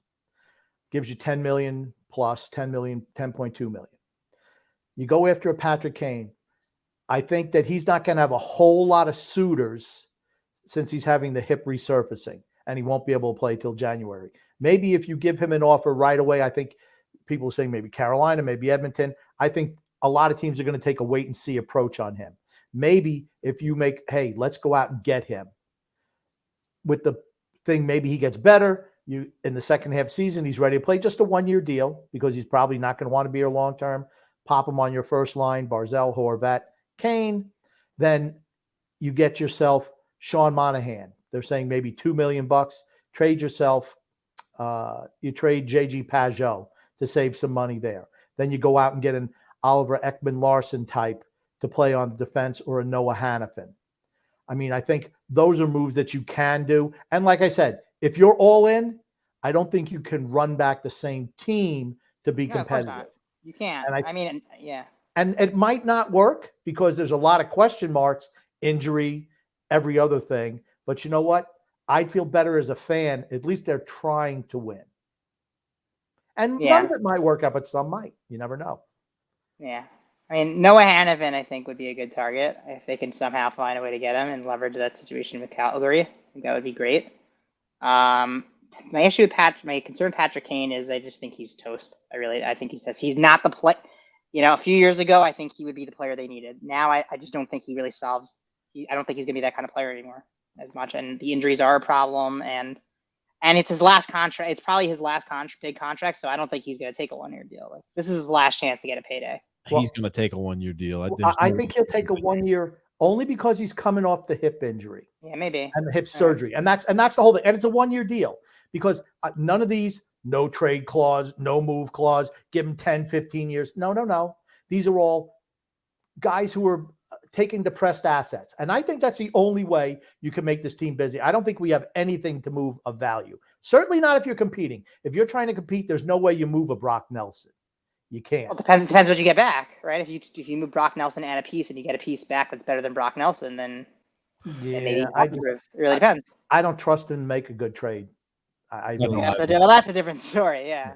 I mean, any type of move he's involved in, if he's selling a piece, he gets underpaid. If he's buying a piece, he overpays. So if we could try to keep that, I can't recall a single trade where he's out and out right one. He took right. Maybe people will say, okay, you look at Matt Martin, right? You give away a piece. Well, hold on. Isn't that goalie playing for them now? Who else did he include in that? Let me tell you something. Lou Lamoriello won the trade when he dealt a 5 first-round picks to St. Louis to sign Scott Stevens. He absolutely won that. How many years have we gone? And he also won the deal where he got the number 3 overall pick to select Scott Niedermayer. So he absolutely did win a couple of deals. How many years are we talking about ago was that? It doesn't matter. None of them with the Islanders. 2 decades? The truth is, I don't know. Like, I was fine with the JG Pajot trade. I'm okay. I'm still totally fine with the Horvat trade. Like, the problem with the Horvat trade is the timing. It's late. It's late. I don't think he's an answer piece. I think we already he is a piece. I don't think he's the piece, but he's a piece. I think he's part of the solution. We've already got him. He's Anders Lee 2.0. We've already got a guy. Can't hurt to have 2 Anders Lees. He's better than Anders Lee. And he's better than Anders Lee. He's better. Sure. He does everything better than Anders Lee. Everything. Listen, if anything, the one thing you could say about the Islanders is that their depth out down the middle is fantastic. Okay, between Barzal, Nelson, not Barzal. Barzal's gonna be in the wing, but between Horvat, Nelson, Pajot, Cizikas, that's really good. The problem is that there's not a single winger that is a legitimate star. Barzal. Let's see. I think Barzal is a good player that should be an amazing player, but is the worst good player I've ever seen in my entire life. Well, it's tough when he's been the center on the helicopter line every year. You know what? A franchise player, it doesn't matter. They figure it out. They make the players better around them. Yeah, he's not that kind of guy. Yeah. Right. Sorry. So then to me, it's time to stop talking about him like he's an elite kind of player, because to me, he's not. He is elite if you put him with the right cast and crew. He's not. We've talked about this plenty of times. He's not a John Tavares to where he's flexible and malleable and he makes everybody around him better. If you play his style, he will make everybody who plays his style perform leaps and bounds better than they could have ever imagined. But you have to play that style in order for him to succeed. But they've given him faster line mates and things, shiftier line mates. He still it doesn't make a difference. I don't know. Like, it's part of it's decision making on his end. I think there's just who's been a fast line mate that skates well with Matt? Fast enough, I would say. I don't know. Like, think about this. Matt Barzal is the best skater on that team by like a country mile. He's one of the best skaters in the NHL. I mean, like, think about it. Anthony Beauvillier probably was the fastest skater he's ever had paired up with him, and he hasn't been on that line in almost 2 years. I feel like as a consistent piece. Right. But also he wasn't consistent when he was with him after that first stretch. So he's never played with the winger who I would consider elite. Never freaking ever. To me, the elite tag means you don't necessarily need as much heavy lifting from the teammates. The fact that he might need more heavier lifting and like the perfect fit means not elite to me. I just don't think he's flexible as a player. I'm just saying that's not elite. I'm just saying the wingers that he's played with, Eberle, Lee. Eberle's great. Eberle was great. And they had good chemistry. They should never have gotten rid of him. And Bailey, Komarov. I mean, these guys, no. Simon Holmstrom. Simon. I mean, I still can't get over the fact that they exposed Eberle over Mayfield, or Well, they wanted to drop. They wanted them to pick somebody who made money. Yeah, and that's why I was surprised that they protected Martin. To be honest with you. Yeah, or a Martin. I mean, it's just dumb. I mean, okay, you knew you were going to lose Eberle or Bailey, probably. They wanted to lose Bailey. You could have thrown them something to take Bailey.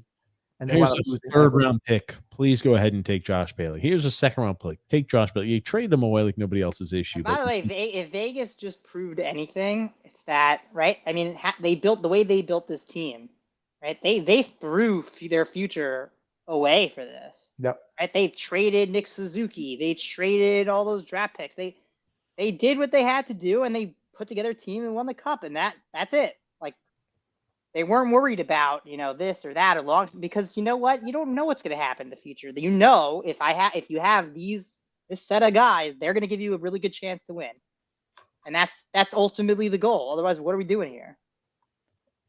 We're the New York Islanders, where we're just on the hamster wheel to mediocrity. No, but I think a lot of teams are so reluctant to part with future assets, and to an extent that makes sense, but only to an extent. And Vegas was not afraid to, like, no, we're close. Like, forget about the future right now. We could win a cup. If you're close, they did. If you're close, it's one thing. We're not close. But they also did it to get close. There was a point where they weren't as close, and they had to get close. But that's right, like the Nick Suzuki trade for what's his name, for the Pacioretty deal, and then they had traded Pacioretty. But they were not afraid to mix and match, and if this didn't work one year, so they got rid of him the next year, and they did what they had to do until they found the formula. They were also not afraid to go out in the free agency market and correct. They're also a destination. Yeah, and sign Pietrangelo, and they traded for Mark Stone. I mean, right? They traded. Yeah. But of course, they had a boatload of assets because of how they managed the expansion draft. They got a whole lot of draft picks to pick certain players, and I mean, so it was. Their GM did a great job. I don't think it was also aggressive. It was also very aggressive. I don't think our general manager is capable of those moves at 81 years old.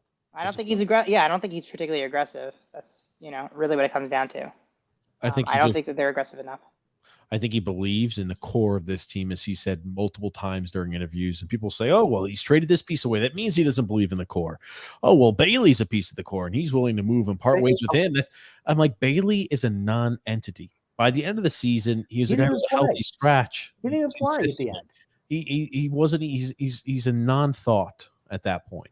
Yeah, I disagree with you, Daniel. He said he's part of the core. He's not, because he didn't even play at the tail end of the year, and he didn't play at all in the playoffs. No, I've always that he's been part of the core for a long time. Oh, in the past, sure. Not this past year. Yeah. I mean, this past year he barely played a role. He was done. Moving a core guy. He's not a core guy. He was years ago, but he's not anymore. So, I mean, if we're going to move core guys, I mean, to me, Pajot's the one guy you can probably move and not hurt your team too much if you want to contend, or quote unquote contend, for a Stanley Cup. Yeah, I mean, to me, that's a guy you need if you're going to win a Stanley Cup, though. Pajot. Now, do you think a guy like Monahan, what was he, fourth when he was healthy, fourth in the NHL for centers and defensive zone takeaways?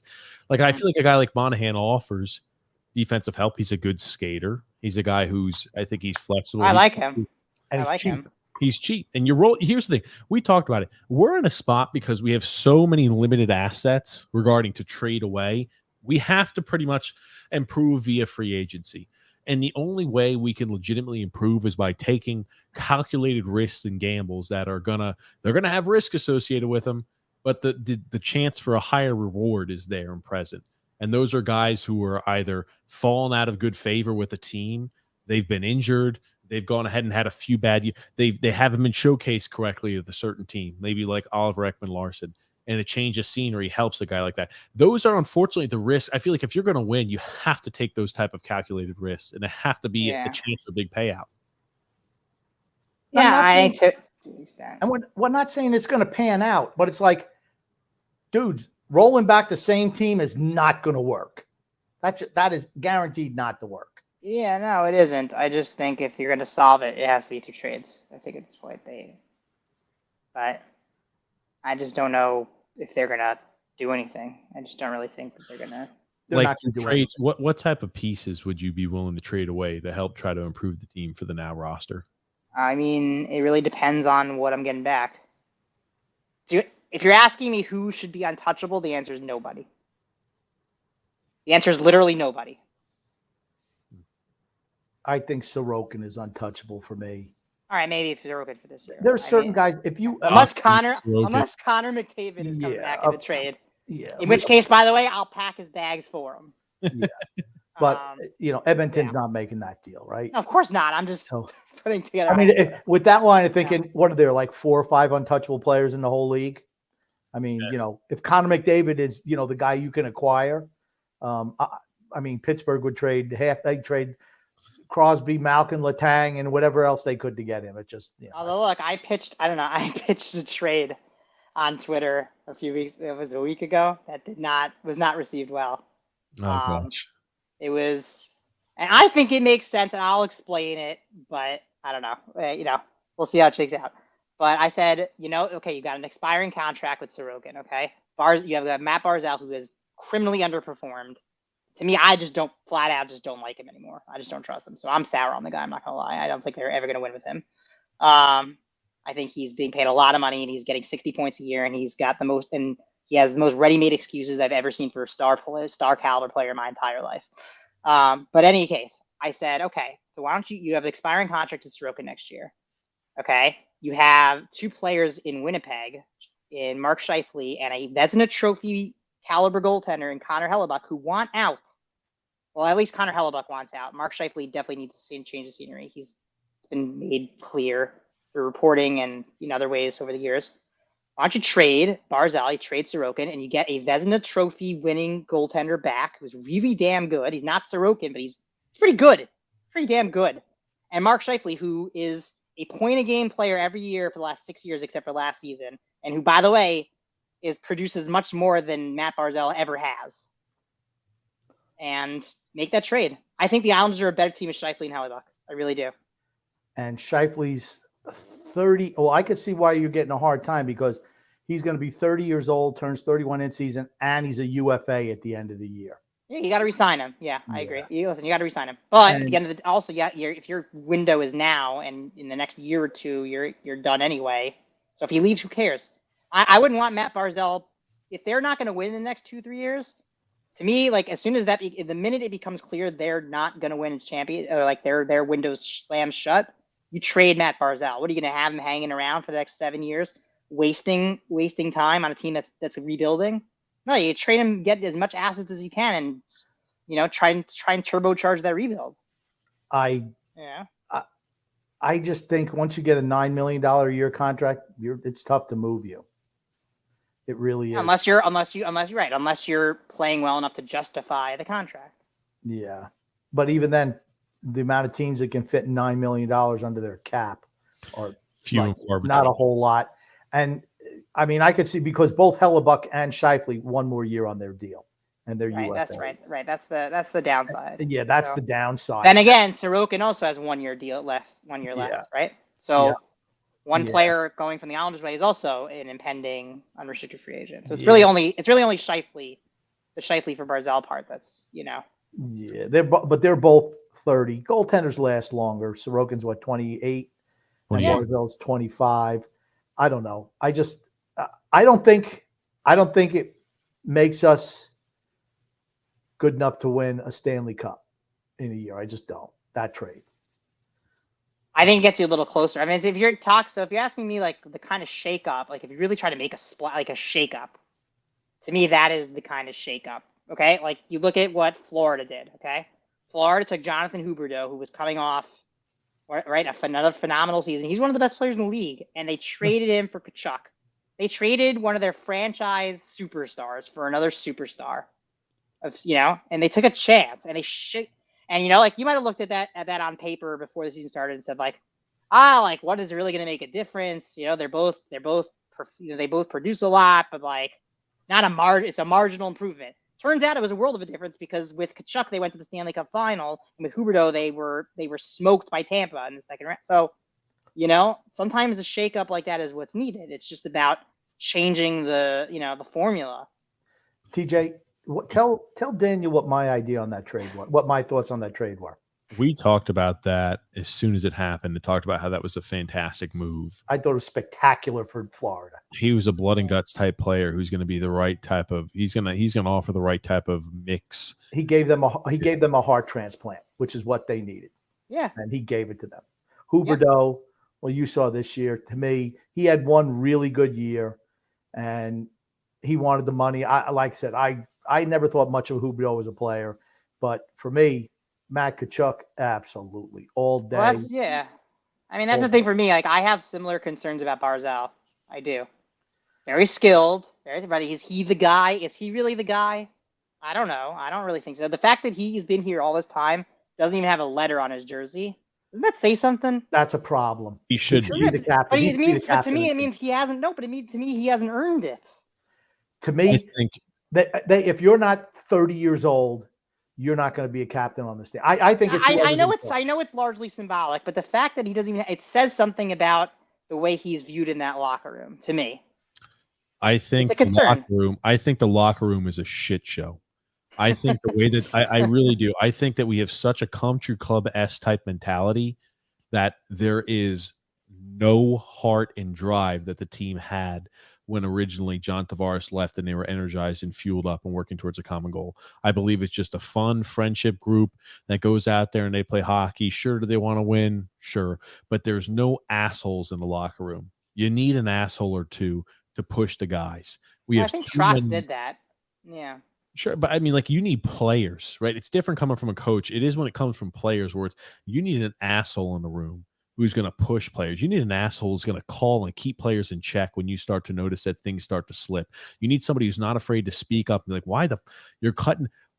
Where the hell were you during optional skate this morning? Where the hell were you? You know what I mean? Shit like that. You need somebody who's going to confront and to be an asshole. Because when it comes from the coach's voice over and over and over again, that's why players tune out the coach. When it comes from the players, can't tune out another player. For me, I agree with TJ. Just everyone's way too comfortable in that organization. You listen to post games, end of seasons. Matt Barzal's not happy with some of the players on this team. You can tell. And then you listen to Anders Lee. It's like, well, yeah, the season, this, that. You're the captain. You should come out and just say, we weren't good enough.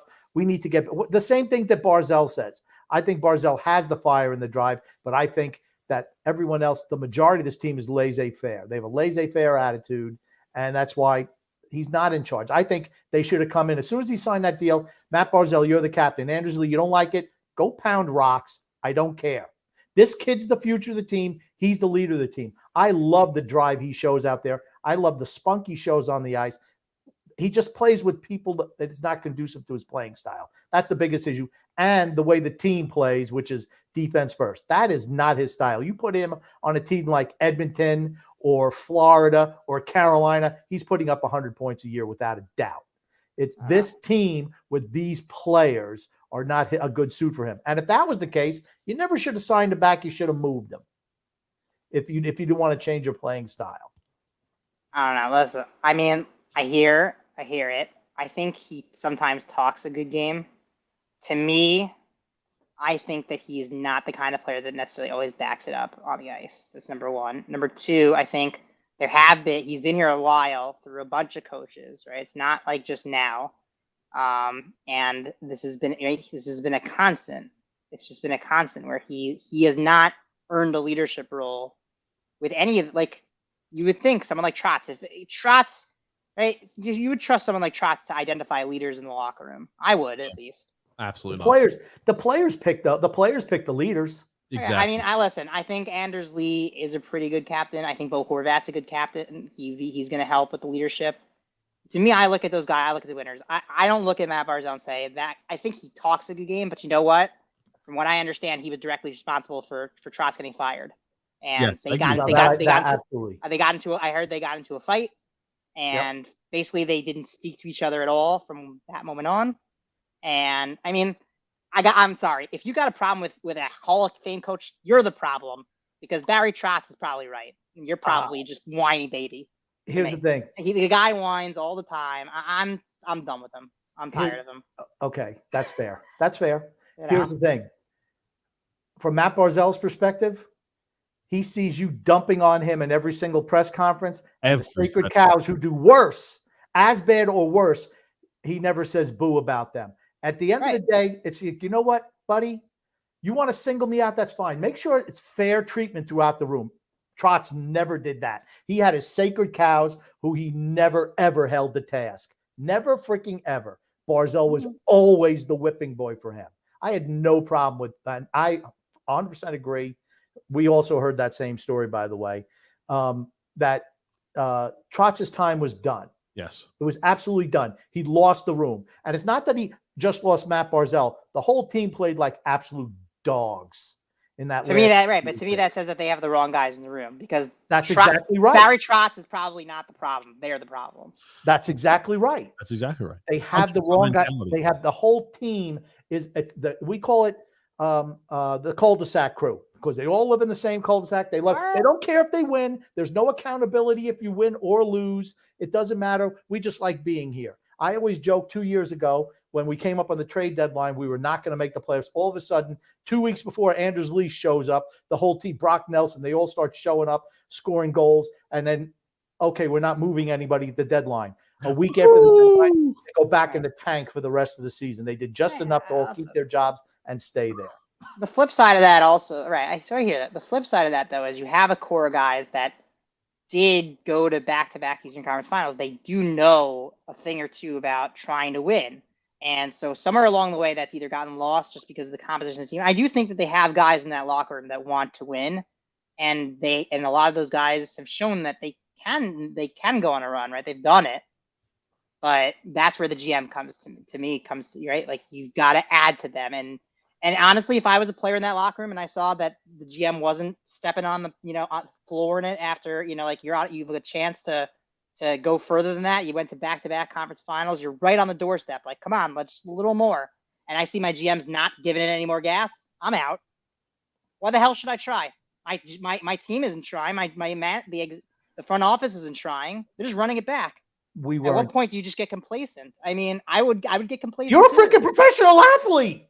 You're a professional athlete. That's the whole thing. You got a whole bunch of guys in their 30s who are just. I know, but it's the same thing at work, right? Like, if you see that your boss is not, and the company is not performing well, and they're not trying to get better, and you're just kind of showing up to work every day and nothing's getting better, and you don't feel like you're really you're either gonna get lazy, and then eventually you're gonna look for a different job or whatever. But like, it's just human nature, right? You have to feel like. Well, when you're working towards something, when that's your captain and your assistants, and you don't change them up or have them changed up, that's a problem. Here's the thing.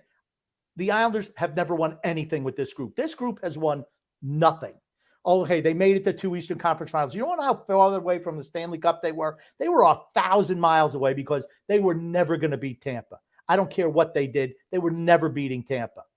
And they beat injured teams, with bad goaltending, with injured goaltenders. The only reason they advanced. Like I said, I think, and again, have they won a division title? No. Have they won a conference title? No. Did they win a Stanley Cup? No. They've won nothing. That's why it's like, for me, you say that about Barzell. I say that about the rest of the team, honestly. They're laying around in their 30s, fat, dumb, and happy. We're getting paid our money. We don't care. I'm not saying they don't care if they win or lose, but it's not the end of the world. You listen to Anders Lee at the end of the season. It's like, well, you know what? We tried, maybe next year will be better. He'd be the first guy to go. I'm at the point, eat half his salary to get him out of here. I don't care. It's a tough contract. Yeah, it's a tough contract. Well, and whose fault is that, right? General manager. Everything's on the general manager now. Everything. There's a few things you talk about, like, hey, if you notice that the team's starting to struggle, the GM's not putting it in. I've been on teams and like a few things. I've been on teams where coaches just let the players nominate who they want for captains and they just vote. So it's like a democracy. I've been on teams where they appoint captains. Everybody does shit differently. Here's the thing. If your team is voting on it, the cul-de-sac crew is voting in who they like, and they're voting in who. We've heard before they had issues. The cul-de-sac crew had issues with Josh Hosang. Wasn't probably ever going to work out as a professional NHLer, game in, game out guy. Probably wouldn't have. But we heard that there was issues with the cul-de-sac crew members and Josh Hosang, which is the reason he was immediately shipped there to Bridgeport to work on things that we haven't seen yet, but have heard are issues that he's got to work on. To be fair, though, they were right. They were right about him. He didn't pan out. He didn't pan out anywhere. Here's the thing. Because they buried him in the minors. They never gave him. The players are not the arbiters. The players are not the arbiters of the players are not the arbiters of who gets a chance and who doesn't. The players are there to sit their ass down on the bench, suit up, put the best effort they can on the ice and win games. But they held him. But they were holding him accountable too. Listen, I heard stories from Josh saying about like him just constantly like sleeping through his alarm and missing meetings, not taking workouts seriously. So like you want to talk about like the team, taking it seriously and leadership taking it seriously. That's what was happening. They were getting fed up with this. You should be working your butt off. Don't you want to make it? Don't you do you realize how talented you are? That's what they were saying to him. Okay, I'm going to take. He didn't get it. He just didn't get it. After you see that you're not getting a shot, maybe you just human nature kicks in. You say, well, you know what? I'm not going to put out here. Well, that's the same excuse you used earlier. Right. Yeah. Fair enough. Here's the thing. An asshole immediately, as soon as Josh Hosang shows up late, where the fuck are you? An asshole nips that in the bud immediately. That's right. Where it's not like something that's... Unless the kid doesn't care. You don't care if you're going to get called out in front of the entire team? It's different. He obviously didn't. I don't know what happened. Because he didn't stop. I think a lot of stuff is handled with kid gloves and handled in a gingerly fashion because there is none of those assholes on the team. I believed originally that when you have everybody pulling the same direction, the goal originally when Tavares left was we're going to prove him wrong. Everybody was pulling towards that goal. That's no longer there. Right. What are they pulling towards? I don't believe they're pulling for the cup. I believe they're pulling because they like each other and want to put out a good effort. I don't think that the ownership here at this point is very serious about winning a championship. Yeah. I think it's been demonstrated at this point. I agree. I think they give Lamoriello whatever he wants, but I don't think they put Lamoriello under any pressure at all. Yep. Look at the Rangers. Look at the Rangers just did, right? They recognized there was a coaching issue and they fired Gallant. The guy, that's the guy they brought in they thought was the answer, but they made a bold move and they didn't just promote the assistant coach. They hired Peter Laviolette, the guy the Islanders probably should have hired, to be honest with you. Yeah. That's a team that's trying to win. Sure. The Islanders are not that right now. You look throughout the league and you see we don't make the playoffs. We get knocked down in the first round. There's going to be changes. Yep. In Islander country, status quo. Everything stays the same for 5-6 years now. Dude, you haven't won anything. To me, the fact that Lane Lambert is even getting a second year is just tells me everything I need to know. See, I don't think he was the problem or the issue last year. I think we went in with the expectation, and I think we talked about this too. We don't have enough talent on the roster. That's the bottom line. He also didn't help, but he didn't help. I think he made mistakes, but I went in with this season with the expectation is he's gonna make mistakes. He's a first-time head coach who has never been given a situation, an opportunity like this. He's gonna make mistakes. I was not expecting him to be as good of a head coach as Barry Trotz. It wasn't. Could he grow into something like that? Maybe, sure, but he just has no experience on the job. And to say okay, after 1 year, the guy with no experience who was handed a team that had quit on the last guy, we're expecting a complete 180 and we're expecting to be back to the Eastern Conference Finals because we plug and played the head coach. I think a lot of it had to do with, think about this. They tried to play the run and gun style modern offensive system and they failed miserably. They failed miserably. They don't have the talent. They don't have the horses for it. No. Yep. And he went ahead and reverted back to the Trotz, acknowledged that what I want to do won't work here. And I know that won't get it done. So he immediately reverts back to something he knows that could be successful. And I'm like, how many coaches do you see do that? They're going to stick with it and say, well, this is the reason the system isn't working. We need to have the system work. The fact that he would change his coaching style.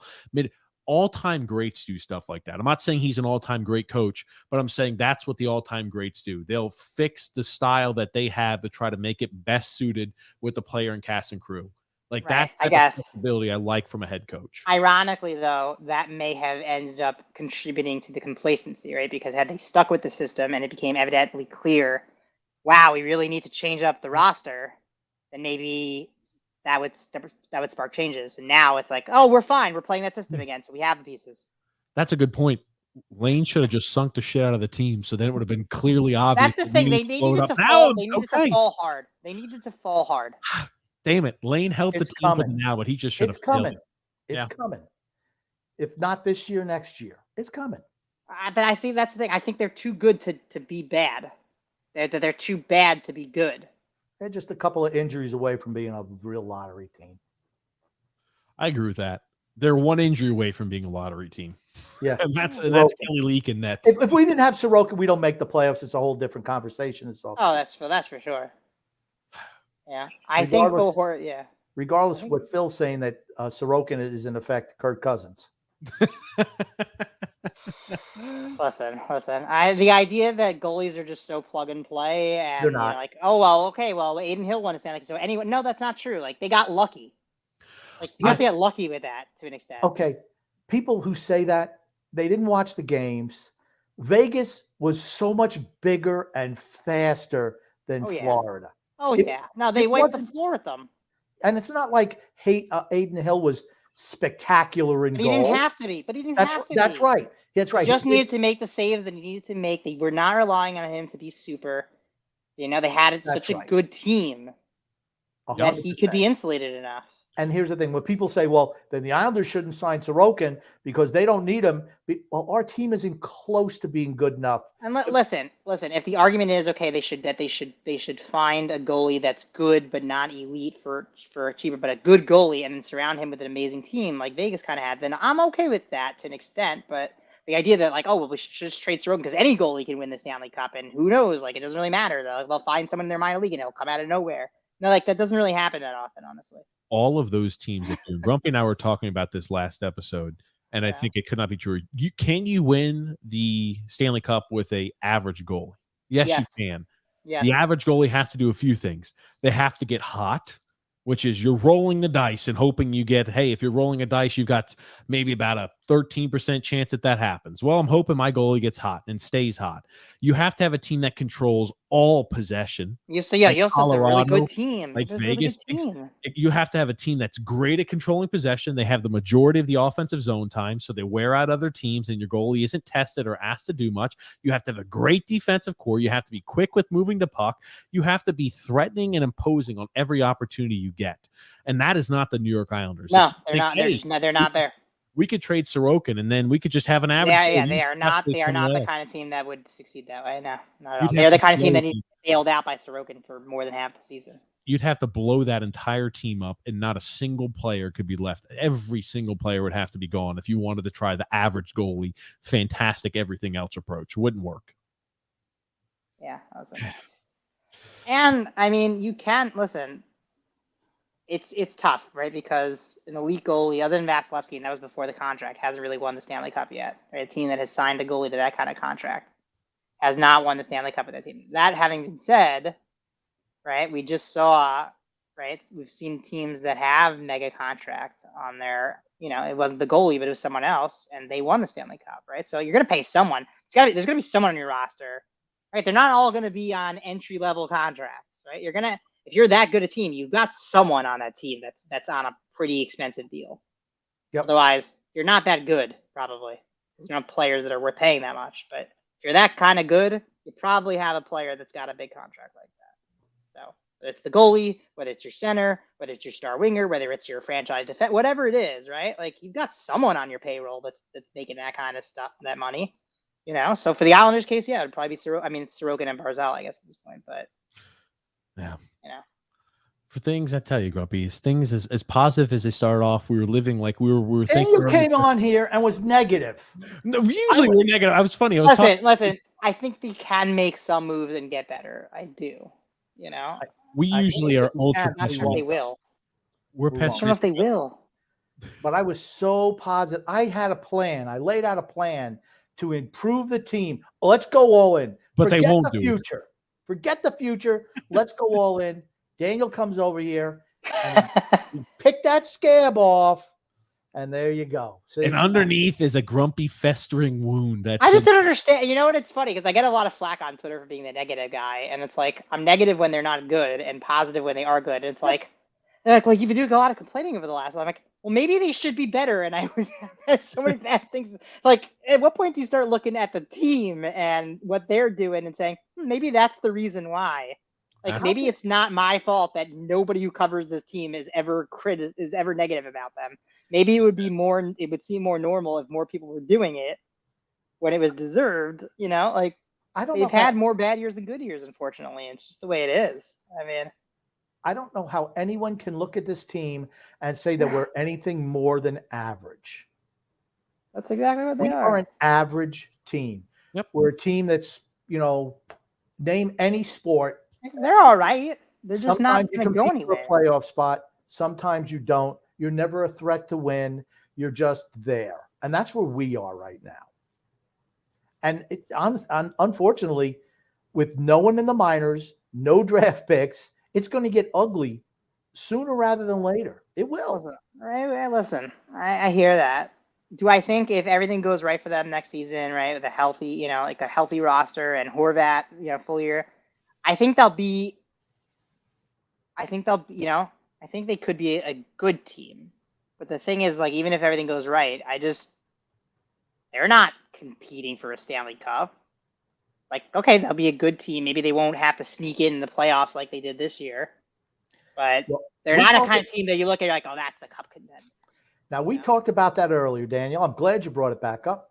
We were talking about, since you're here and TJ wandered away to the bathroom, we'll just broach this subject again. I was saying, okay, let's look at next year's playoff picture. What the heck? In our division, I have Carolina still being there, Jersey, the Rangers. I think the Rangers will be better. Even though I like Gerard Gallant, he's not a guy who's going to win you anything. No. And then I think Pittsburgh is going to be back. They're the front runners to get Hellebuck. I think they are a goaltender away from being a playoff team. I think if they had Hellebuck last year, they'd make the playoffs. No doubt in my mind. Then in the Atlantic Division, I think Toronto is still going to be there. Tampa's still going to be there. Yeah. I think Boston will. I think Boston could be 15 games worse, and they're still going to make the playoffs. Of course they will. Yeah. But we don't know who's coming back and who's not. So Boston's a question mark. I think Buffalo, if they get themselves a veteran goalie, they're close, and a defensive defenseman, they will make playoffs next year. They're close. They are really close. And Florida will make. Remember, Florida was President's Trophy winner the year before. I think Florida, to Phil's point, okay, this is somewhere where I do agree with him, right? Their defense is atrocious, and it does need to get better.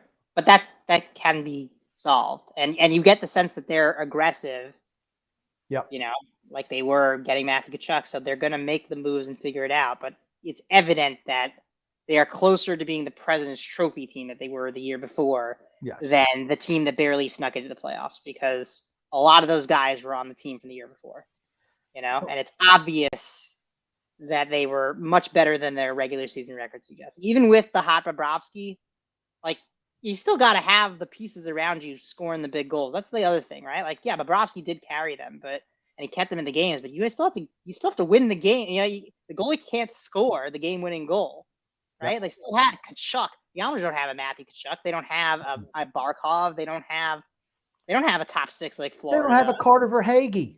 They don't have a Carter Verhaeghe. Ironically, they did have Carter Verhaeghe. Yes, that's why I said. I mean, so did 25 other teams, but it's just ironic. And then, but I mean, just looking at that scenario, and I don't know what you think. You gave a funny face there when I mentioned Pittsburgh. I think Pittsburgh. Oh, so I'll explain. Yeah. Yeah, and that's cool. I want you to. When I say Pittsburgh, I think everyone's going to be pulling in the same direction this year as opposed to last year, which was I hear that. I guess to me, they're toast. To me, like they're done. Crosby is still great, obviously, but most of that core, I think that they're well past their prime. They don't really have the supporting cast. Their defense is atrocious, even if they get Hellebuck. And then, it doesn't help that their goalies are bad. Their goalies have been bad. but they just don't have the pieces. They overcommitted to a core that they should have recognized, okay, the party was over. It's time to, now they're making the same mistake the Red Wings did just to keep their playoff streak alive. And they are literally the Red Wings 2.0 in a bad way. And to me, that's not a good thing. Yeah. I agree with everything you said. I still think with the goaltender, they're better than the Islanders. I guess that's the way I'm looking. I'm not saying they're winning anything, but it's funny because to me, that's the one team the Islanders demonstrated they're really better than over the last several years, right? Like it's because they've had their number. They've had Tristan Jarry's number. Well, yeah. Tristan Jarry sucks. I'm sorry. He sucks and below. Oh, he's so bad. Yeah. He's hideous.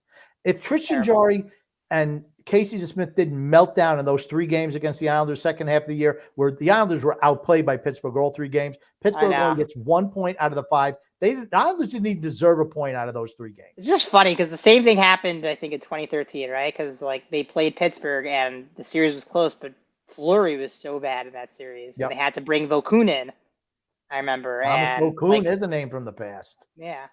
Like I remember there was one point, I think Kyle Oposo scored a goal. I think it was game 4. I was there.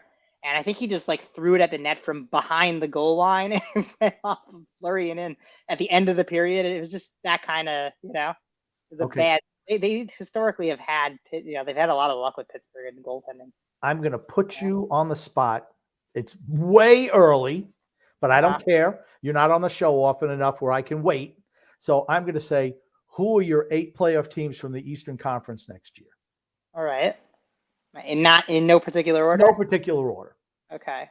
So I think if you want to do by division or however, and then your wild cards, that's fine. Yeah, no, I think so. I think Toronto, Tampa are obviously in. I would say Carolina, the Rangers are in. The Devils are in. Yeah, so that's 5 already. Florida's in. It's 6. And then,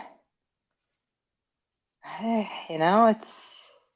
You got Boston, Buffalo. Boston, of course. Sorry, Boston 7. And then for me, 8 is... I want to say the Islanders. I do, because I think they definitely can be one of the 8. Doesn't mean I think they're a contender, but I do think they're one of the 8. So you think they're going to be better than Pittsburgh and Buffalo next year? I think they're definitely be better than Pittsburgh, and I think Buffalo is just still, unless they get the goaltending, which I just don't see happening yet. I think the Islanders are definitely. I think the Islanders are one of the 8. The issue is not whether or not they can make the playoffs for me. The issue is that I don't view that as the barometer.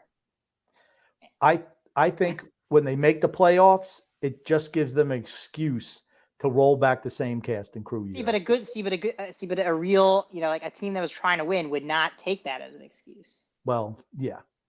But they are. See, to me, the general manager needs to go.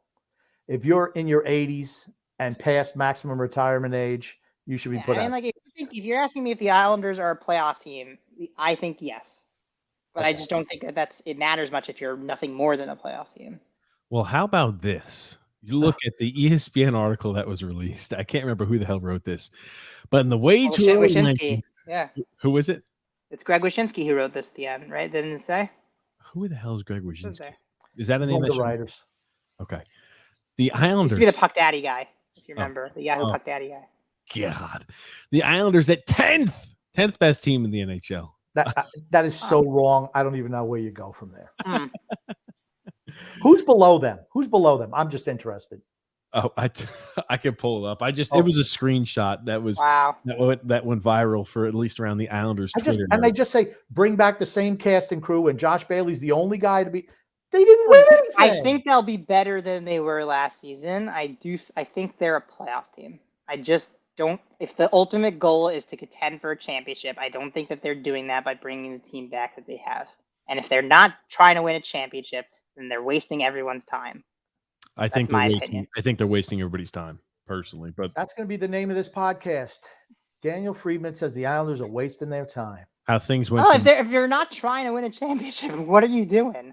Well, I just think you get you even a little bit more heat. Hey, there's nothing. Hey, there's nothing I could say at this point to fix that. It's what it is. Well, there's no such thing as bad publicity, right? That's what I've got. My reputation is what it is. At this point, when you associate with us too, it just kind of further cements that. Yeah, that's trouble. So you think you're negative? Believe me, we're like the bottom of the positivity scale. All I'm gonna say is, when I was covering the team, I just remember some of those press conferences, man. Like, like they got such softballs up there, the coach, and like Stan Fisher would be sitting at, and I love Stan Fisher. He was my mentor. I interned for him. Like, oh, so the game didn't go the way it's supposed to, coach, or whatever. And I would be, kind of like the asshole sitting in the front row saying, like, well, why didn't you take out a timeout in the third period? Or why did you do this? I had one time that I had asked, what's his name? I asked Capuano a question and he gave me a look, and I got a text from my brother after. He said, I thought he was going to get up and choke you to death. Because he paused and like gave me a death stare and then answered the question. But nobody else was asking those kinds of questions. And I was just like, why is nobody else asking? They just lost 6-1. Why is nobody asking any tough questions? So it's easy to be the villain when nobody is asking tough questions, I was about to ask. Oh, go ahead, Grumpy. I think maybe we should change our name to the Black Hat Podcast. Or the Black Sheep Podcast. I was about to ask you now. There was a question. I don't know if you happen to hear this. This was towards right after, I guess, a little after the NHL deadline and before the start of the playoffs. Andrew Gross had asked the question about, did you ever think about trading Semyon Varlamov away? Right. And did you happen to see the response in the exchange between Lou Lamoriello and that? And again, I don't recall. Yeah. I'll try to get that pulled up. Let me put it to you like, Grumpy, how would you describe that interaction there? First of all, he was scared to ask the question. Of course. Because, Papa Lou, you're not allowed to say anything that doesn't toe the company line there. Well, it's also, the Islanders PR has been that way for years, even before Lamoriello. The press has always been petrified of criticizing the Islanders. Yeah, they just don't. The Islanders press. I don't. I just never gave a crap about any of that. That's the thing. That's what they weren't expecting. But here's the thing. Gross is the only guy really, because, they could strip you of your credentials. Right. You don't toe the company line. The only guy who could get away with it is Andrew Gross, because he writes for Newsday, which is the Islanders' paper of record. And if they ever dropped his press credential, he could skewer them every single day in the paper until they begged him to come back. Here's the thing. He's not that type of guy. He's also not that, right. He's not a columnist. Yeah, but it's not going to happen. But if they just stop, well, we're not writing about the Islanders anymore, fans would get it enough, right? People don't read newspapers anymore, but somebody would notice. No, I know that, right? That's the issue, though. Also, like the people who usually ask the tough questions are usually the columnists, right? The beat writers are there just to basically ask a question and report back on what was said. It's not necessarily to push back on what was said; it's just to report it. So Andrew Gross's job is just to say, this is what happened in the game last night. This is what the general manager said. This is the general manager asked the question. A columnist is going to want more information, is going to want to dig deeper, than write about that and push back. They don't have enough of those guys. If Newsday had a columnist that regularly covered the Islanders like most major teams do, then they would get tougher questions. The only people that are in those press conferences really are beat writers. So they're not going to push back. A, they're terrified. B, their job really is to just report on what is said, right? Right in Montreal, you've got for the Gazette, right? You have the beat writer, and then you have columnists. The columnists are the ones that ask tough questions, right? With the Rangers, it's Larry Brooks, as I hate Larry Brooks, but he's the guy that asks tough questions. Why? Because his job is to be a columnist. It's not to report on what happened. Daniel. You just taught me something today. Yeah, I was about to say. Yeah? Absolutely, because I didn't realize that. I thought that. And I don't read Newsday, particularly where I live. I thought that he had the freedom to do. I didn't realize he was just a beat writer and not someone who write columns. I thought he doesn't really write columns. Yeah. Okay. Well, see, I did not know that. Everybody who is unfamiliar and has not had a background in journalism, you've learned something today. I've learned something else. Also, as a beat writer, that's just kind of you're wired, right? You're wired to just ask. Okay, that's what was said. Report on what was said, right? Like that's just the way you're wired. When somebody, I guess, spews what I guess common sense would dictate is bullshit, I would be like, okay, but I guess not. So I learned something today too, Grump. See, there you go. We didn't think. And here's the thing: everyone who's ripping Daniel Friedman for coming on today, we all learned something. Pony Boy Curtis. So yeah, that to me that's the biggest issue, right? Is you don't have columnists covering the team that much. So there's nobody in that room that's gonna push back. Because it's not really their job to push back. Do you think they won't give press credentials to columnists? I think that's maybe a not, but there's possibility. just not enough people covering the team Yeah. And the people who do are to merit extremely. it. I Right? Like the guess Rangers have a lot more media attention, so they have more people covering the team. They've got beat writers, they've got column, like there are people there. The Islanders don't have the same level of press scrutiny. Interest. Right, interest. Yeah. Now this is the one that I thought. You talk about these death stares. I want you to look at this death stare, and I want you to rate this compared to the Capuano death stare that you got. Hey, Lou, I understand, your whole career, your belief in strength in the net, and that's not just one guy, right? But given Sorokin, playing 18 of 23 games, is it fair to maybe question, if there had been a chance to trade Varlamov for future assets, could that have helped the organization maybe more than, him really not playing down the stretch? I mean, where did that question come from? I'm just curious, It was never even a thought in my mind. I guess the best way I can answer that question. I guess he didn't give a death stare. I was trying to remember what exactly occurred, but it was like a sarcastic kind of. I could feel the heat coming off. I could feel the heat radiating off of that comment in my seat. So, See, the follow-up is, dude, isn't your job to consider everything to make the team better? but see, like I don't know what they can now. I mean, he thinks he's making the team better by keeping Varlamov and him not playing. Okay. Because it didn't matter if Sorokin got hurt. Right, I didn't care right. who was in the net aside from Right. Dominic Hasek. You're not making the playoffs, right? It's not happening. It doesn't matter if he's your backup or not. we need some beat writers to convert to columnists. We need all the columnists to become beat writers. I mean, want to that's hear the the thing. opinions. Like Kurt, I've seen Kevin Kurz push a little because he is kind of like a hybrid type of, Right. you know. So I've seen him push a little more, but he's the only one who even pushes a little, I would say. They're all scared of the old man. Well, they're scared. I'd be afraid to lose if my job was indicative of me being able to ask these questions. And It's not just It's not just the Islanders PR has historically proven that they will take credentials away. Like they've wielded that power. They fight. I know that. Chris Bada knows that. I mean, so it's not just a threat. It's not just like a veiled. It's not just a threat. It's an actionable threat, right? It's one that they've acted on before. So that they mean it. Let's say Gross were to determine just one day randomly, I'm going to go ahead. I'm going to start becoming this is going to be a column piece. This is not going to be a beat writing piece. It's going to be a column piece. And he were to be put under the flames. I mean, I feel like he wields some sort of power to where if they were to act in a man, I feel like nobody speaks for the actual voice of the people. Nobody because they can't. Not really. That's what I tried to do when I was there. And they took away. They tried to kill Daniel. They tried to put a hit on him. That's why he left the state. They did. Well, no. They neutered him. I was going to say that, but more or less. Yeah. I mean, they took away my credentials, but it just is. I bet you we're never going to get press credentials from this podcast. I can tell you that much. Grumpy, we're not going to get press credentials. No. I applied. The flip side of that was also like I've never cared for someone else's opinion about what I think, I never cared that they didn't like what I had to say. Like that never occurred to me. Oh, well, maybe I should stop if they don't like. No, I'm gonna, they're wrong, so I'm just gonna keep doing it.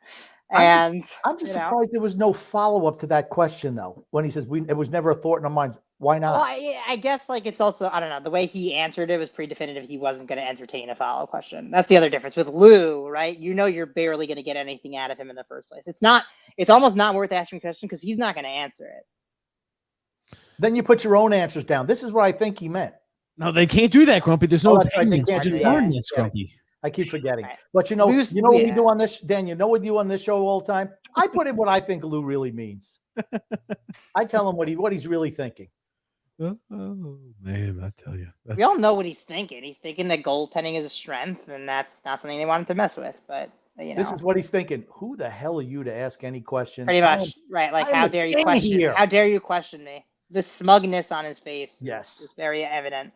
Makes me want to punch him through the computer screen. He looks at the fans as serfs, and he is the leader. What they used to call the people in England. You ever see that video? There's like a video from mid-season. I think it was a TikTok or something that someone sent me, and it's this guy looking down at Lou Lamoriello from the stand, and he's yelling, "Yo, Yes. Lou Lamoriello!" He's like, "What's his name?" Timo He Meyer, starts bro. saying, Timo Meyer, Bo Bo Horvat. Horvat, and he just gives him this look and Yes. then turns away. And then he turns around and trades for Bo Horvat. You know? Now, one thing I noticed about that TikTok video, there was no one in that luxury suite except for Lou. No Yes. one. Yeah, no one. Now, that's not a good use of resources. They should have other people in there with them, I think. Like Wow. an aid, perhaps an aid. Yeah. To help. Somebody. Man. How many more years are we away from that? You know, I don't know.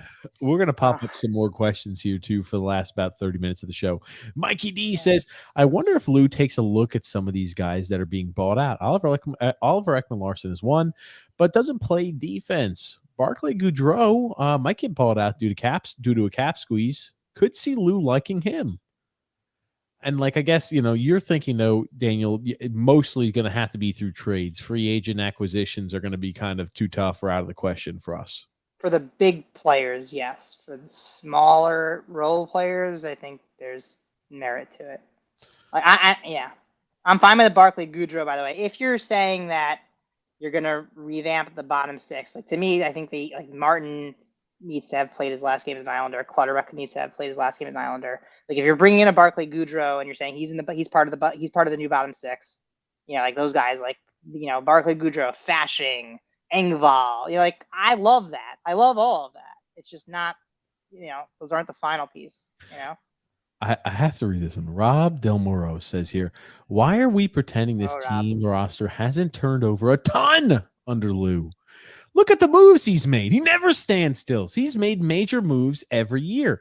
Look at the roster in year one under Lou. And now, what core guys are we complaining about that are over the hill? Bailey? ? He doesn't play. So if Clutter or Martin, or is that who we're complaining about? Rob, we're complaining about the entirety of the team. The team is structured poorly, my guy.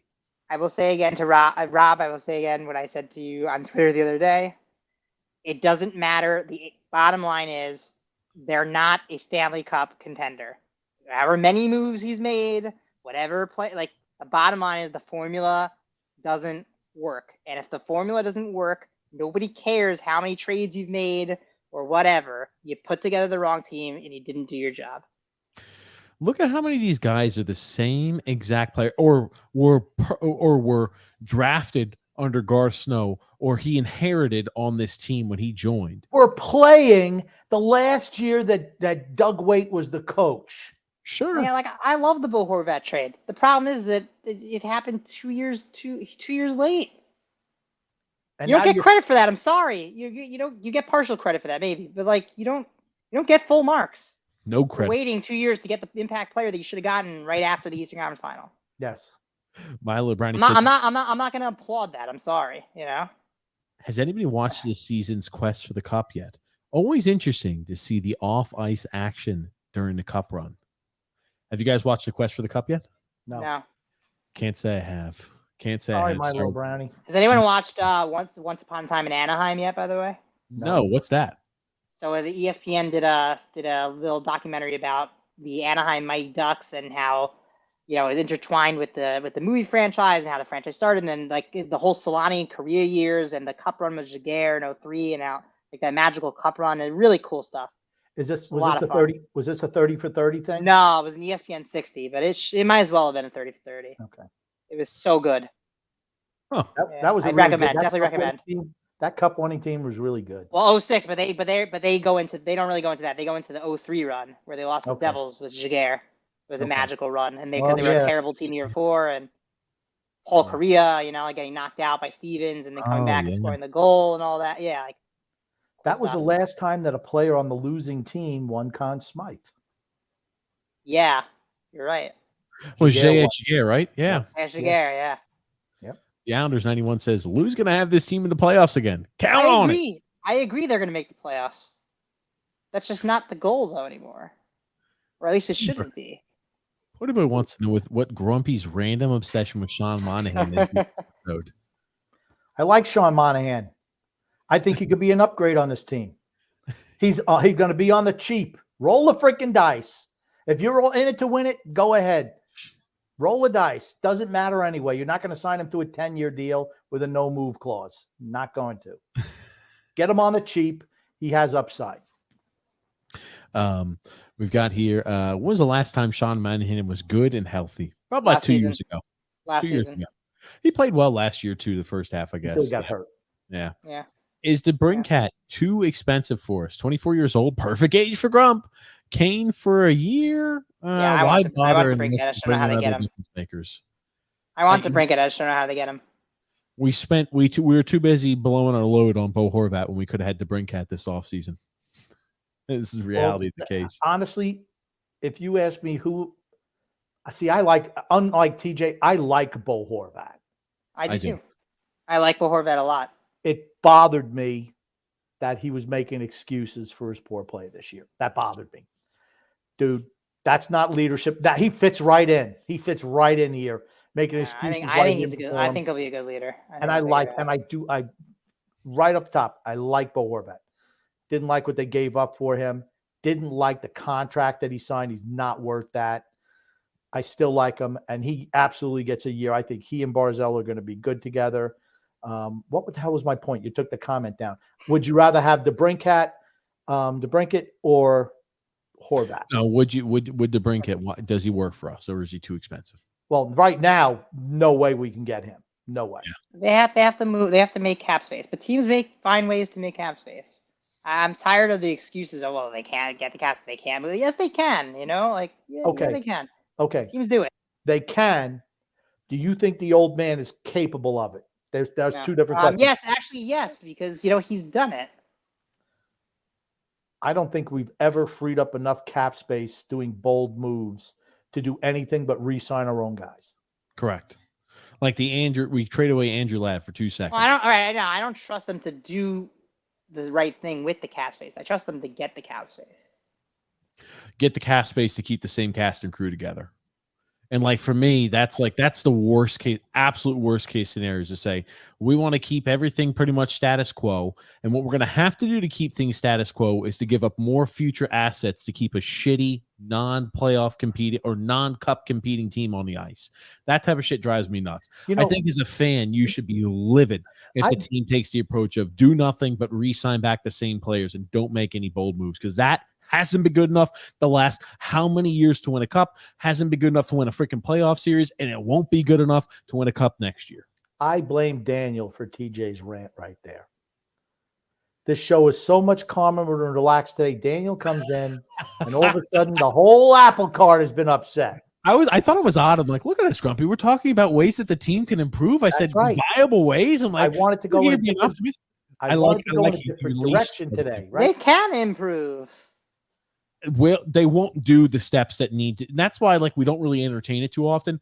They're not going to actually make the moves that need to be done to improve, though. What we did today, Daniel, I like to call it our rosterbation issue.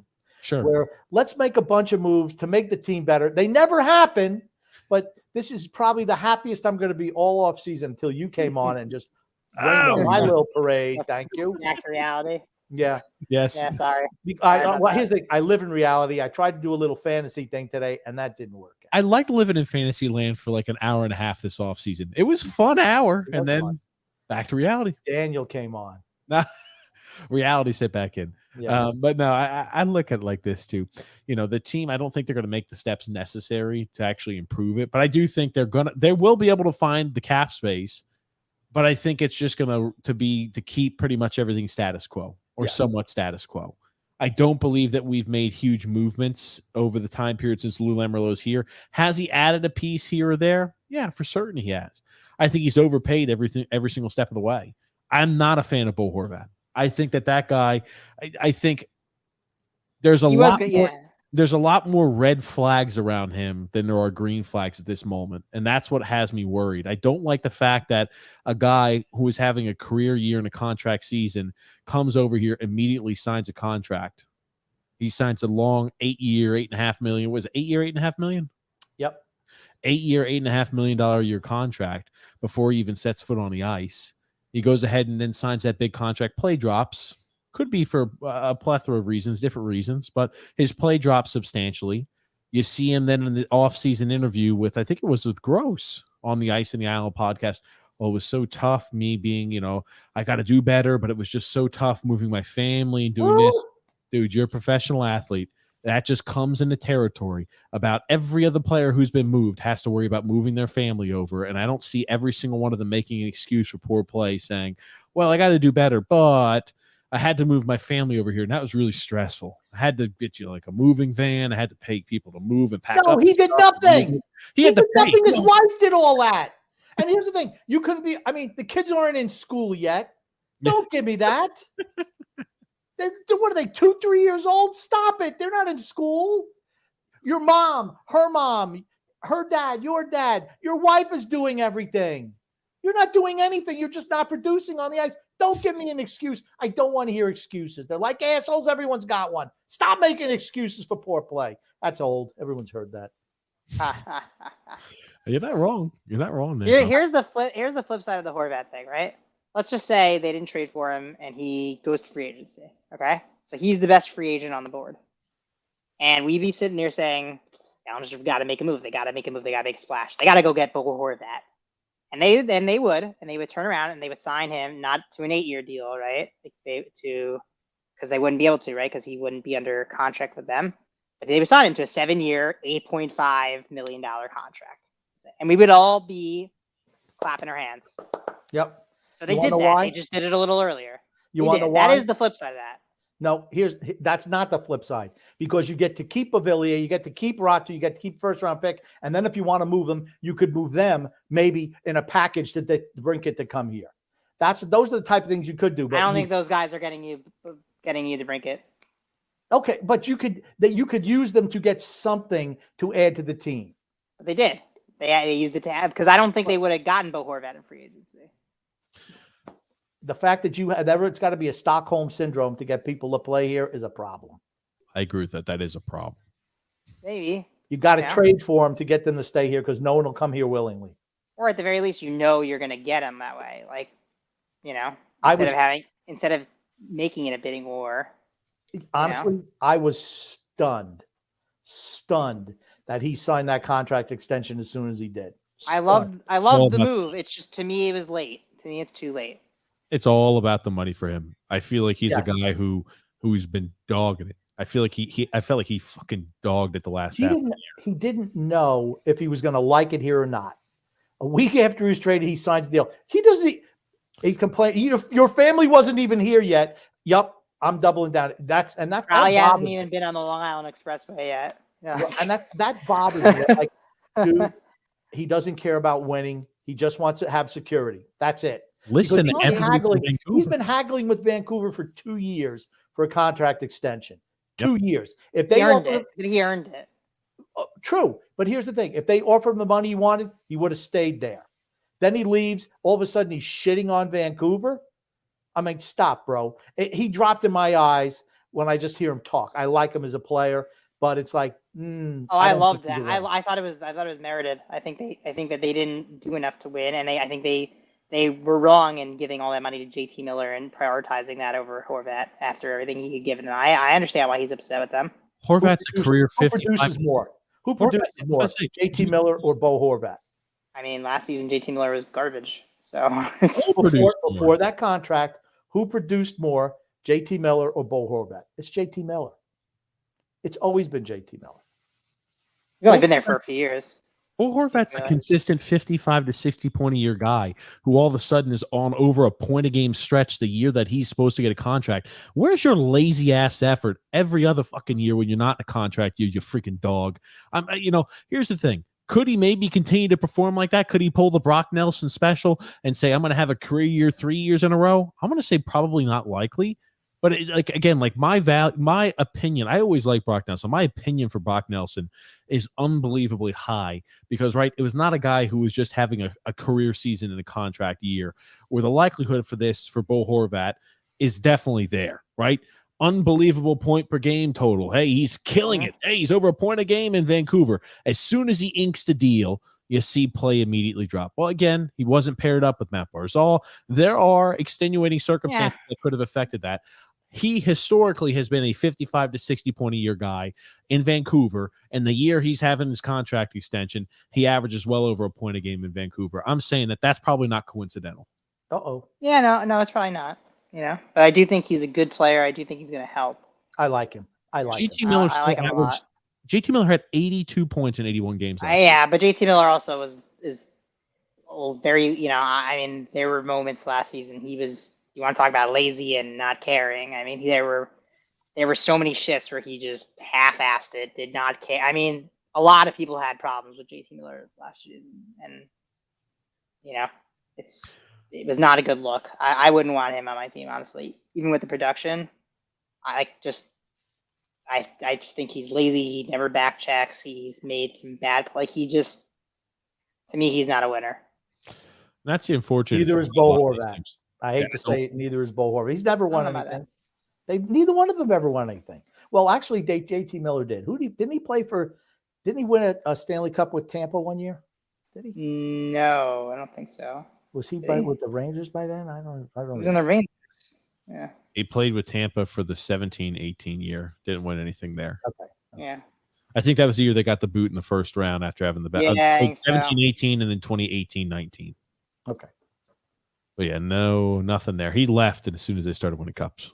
But his production's always been great. Maybe we could draw a parallel to winning cups and JT Miller not being there. That's right. That's right, Grump.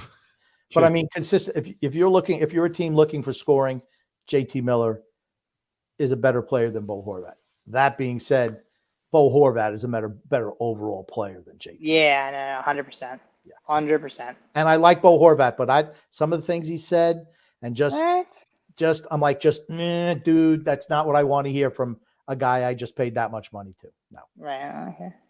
Got a comment here from Storm Chase Mike says, Happy Father's Day, Grump. And hey, TJ. And hey, Daniel there. He didn't know Daniel was on yet. But hey, Daniel, 2 questions I'd like to pose to you. I think we're overlooking Parker Weatherspoon.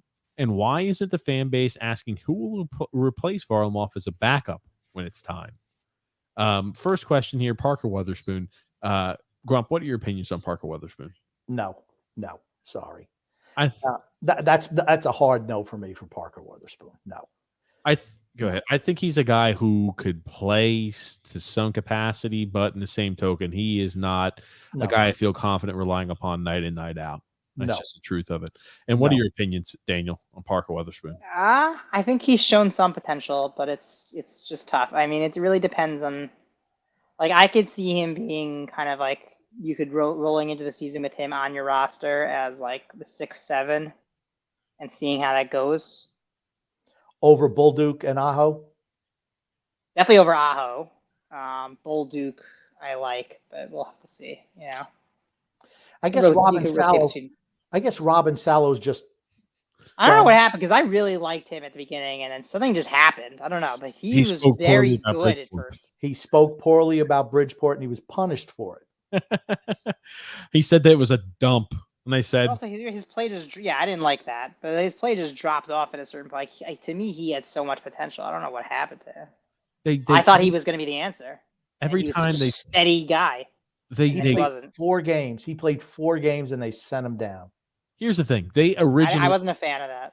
They had the plan to put Sebastian Aho in the lineup immediately as soon as the season had started. But the reason he didn't start the beginning of the season was to pay penance for that DUI that he blew 0.1 or whatever it was that they're really specific on that wasn't against the law in the U.S. Was overseas. So, hey, guys, I know he had a DUI, but this is the exact point he blew, and you shouldn't be worried too much. So they knew he was immediately going to be thrust into the lineup. That's why they had to do some coverage, because if it was some Joe Schmo, his ass would have been canned. It's another one of these Lamarillo things where if you don't toe the company line, we're going to bury you.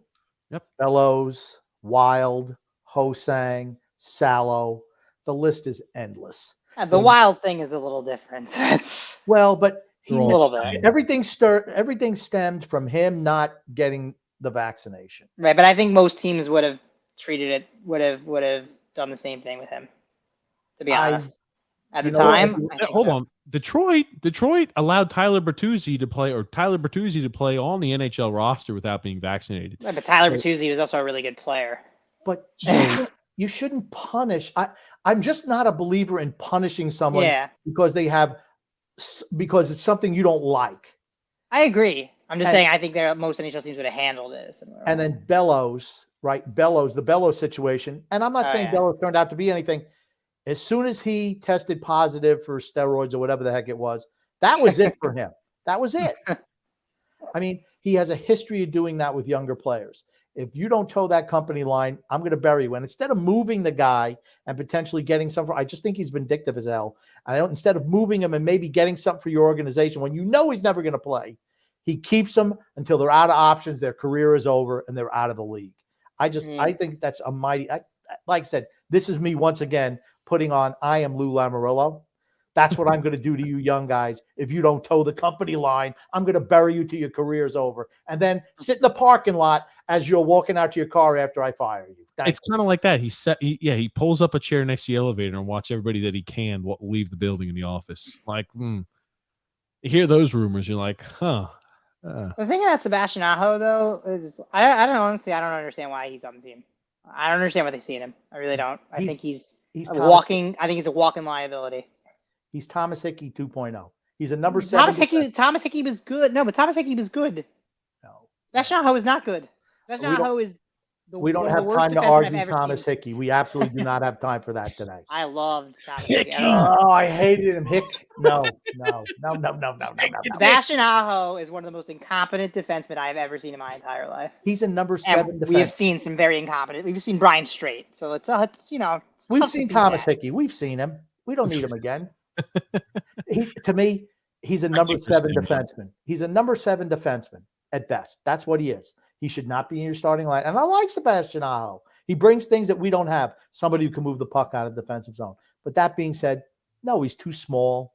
Gets bullied in front of that. Like I said, it's a Thomas Hickey description. Just apply it to Sebastian Aho, the same player.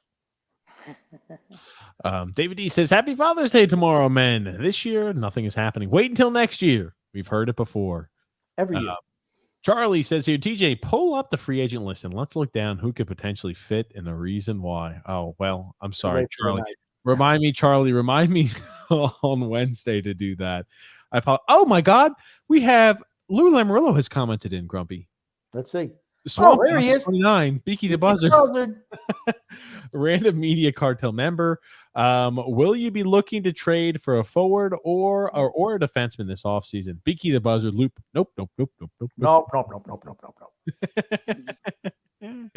Oh, man, that's always good stuff. Grumpy, are you saying Josh Bailey is like a sidecar in the circus? No, I'm saying he's like a sidecar, like you see those old movie, like World War II movies where the Germans driving down and they got, the bitch seat. That's where Josh Bailey sits, a sidecar, Coach Tommy Baffy says here, it's July 17th. Still no word from Zach Parise 2 months after our season ended. What do you think it means? My gut is he's retiring. Earlier someone said that he's considering Edmonton.